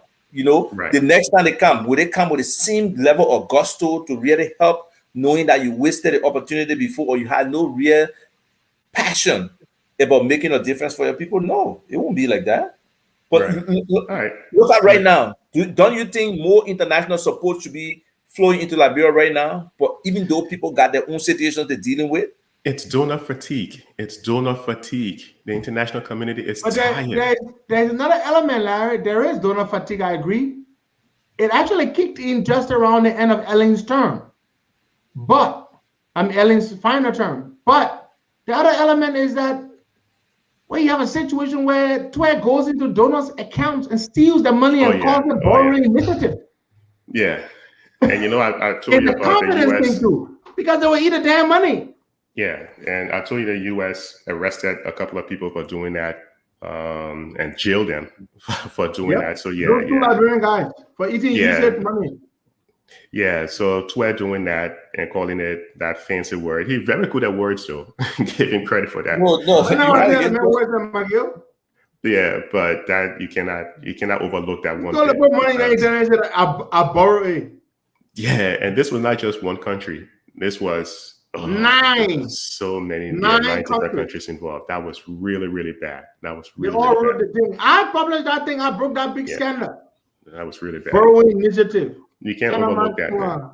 You can't look at man, let's close the show by calling Mame on to just explain to the people about the 5%. Yeah, if you can get on. Is he up? Yeah, he not wake up. Let me tell him to come on the show. Let's see what I'm trying to bring him on by Wednesday, but let's see what we can get on briefly. Yeah. But on this coming Friday, we need to have the conversation about the War Economic Crime Court, the testimony, the most recent testimony by Yacindy Verdier. I'm sorry if I forget the other two people's name. We need to talk about that. And a position statement from the Senate as well. You know, those guys are joking. That's something that we need to tear apart, or I need to tear apart, seriously. They are playing around. They are absolutely playing around. I don't know what they expect to gain from it, but no boys are brave. Guys, let me just throw this in quickly. Alfred Nella, congratulations to you on bagging your master's degree from the University of Science and Technology of China. It's from your sister, Winifred Johnson, your brother, Aaron Nella, and from me as well. Mrs. Hannah Ansumana, yesterday was your birthday. Your husband, Mr. Thomas Ansumana, the chair of the COP Maryland chapter, wants me to do this for you. Happy belated birthday to you. Let's see what we can get my mail on for a minute or two. Then we're going to close up because I'm not going to go to bed now. I got to get him in ready and carry him to school. Oh, little Pedro stay there? Yeah, he's here for the weekend. I'm taking him to school today, so I can't go back to bed now. So. And you're impacting Black Kamara's beauty sleep. You see how the man are laid back in his chair? No, but I've been laying back ever since I've been noticing him. All right, boy, I got that worry, boy. I got to wake up early in the morning and get ready to go. Wake up 3 o'clock, man. You know? Boy, I was just laying back saying, when you guys going to end the show? I know that's what Boy thinking right now. He ain't going to say it, but I would say, look, I just see what else you can get my maid. Okay. Let me find out from him. And we'll introduce his appearance on Wednesday. It'll be a precursor. But on that Friday show, those guys are wasting their time. they're going to grab Prince Johnson eventually, because you cannot rely so much on donation to help your country, and then you're trying to lay down the law saying this and saying that. Go ahead, Boyka. You wanted to say something? Yeah, well, as you were talking about Prince Johnson yesterday at a church, he mentioned Costa's name. He said Hero Costa always saying that the people will kind of grab me, they will carry me. He said that. I don't know where the people will come, but yeah, I was fighting for my people. And nobody can tell me say I kill innocent people because I was defending my people. That's why I see. So the cancer around then or what thing? Let me tell you why they're going to grab him. Linda Jury. That's why they're going to grab him. And regardless of what the government is saying, look, when the government, thing with the Americans, it's nothing to do with like real war crime course there. Yeah, that's strictly taking the life of a U.S. citizen. That's why they're going to grab Prince Johnson. They didn't prosecute. They're talking about him. He's talking nonsense. You know, when the U.S. tried to influence the Mexicans from, you know, people coming through their country, that whole migration thing, what did they do? They withheld aid. They withheld aid to Guatemala and several countries in Latin America. When they tried to influence Jordan, they withheld aid. When they tried to influence the Palestinians to work with the Israelis, they withheld aid. When they tried to stop Rwanda from getting involved in the Democratic Republic of the Congo because they were using child soldiers, what did the U.S. do? They withheld aid. You cannot tell the U.S. what to do if you're going to be accepting so much aid from the country. They're going to use, matter of fact, on September 4th of 1961, when the U.S. passed a law saying they were going to use foreign aid, the Foreign Assistance Act. There's a law that passed in 1961, the Foreign Assistance Act. We're going to use that as a means to influence U.S. policies, because in December of the same year, that's when John F. Kennedy passed USAID. That's when USAID came about. So the U.S. is going to use USAID and other means to withhold aid from Liberia and force the War and Economics Crime Court. They're not thinking. These guys are not thinking on the long game. They're not going to get away with it. And they're going to grab Prince Johnson eventually, you know. And I'm saying that not just based on beliefs or assumptions. I'm saying it based on fact. Look at the history of how the U.S. operate. They're going to grab him at some point, you know. So he's talking about Costa in his church. And first of all, you know, I'm not sure why we'll call it a church. But he's speaking of Costa in his church. It's not going to change anything whatsoever. But we'll dive into it on Friday. We'll get a little bit more into it. Okay. So you guys are ready to wrap up? Yep. I think we can wrap it up. In closing, for me, I just want to say, you know, my sincere sympathy to all those families out there that are mourning and losing, you know, their loved ones. Many people, we are so interconnected. Our multiple deaths will affect any one individual, you know, in many ways. So we just pray that our government can recognize the help that's out there and try to utilize it as effectively as it can, and also to take the responsibility to use some of our own money, get the resources from somewhere to make that difference, to get some vaccines in the country as fast as possible, and not just wait for only COVAX, who will operate on their own time, and be able to help our people, you know, build some makeshift facilities that can hold people. There's like no bed, so people have been rejected. Well, any facility we can get together, we can build the beds, like Boyka said, we can bootstrap, we can do some things. Let's do those things so we can, you know, help our people. And hopefully, whatever Cummings' desire to help is, like somebody said, oh, the government should tell him what to do. No, I believe he should tell the government what he's offering, how he wants to help, and see what the government accepts or doesn't accept. So, you know, wonderful show today. I look forward to the next show. And real quick, Costa, my closing would be simple. Stop the foreign travels in the face of a crisis. Stay home, show leadership, tell your people. And that goes to all the political leaders, including opposition ones. That's it for me. Boyka, Costa, you guys take it easy out there. All right. All right, gentlemen. Bye.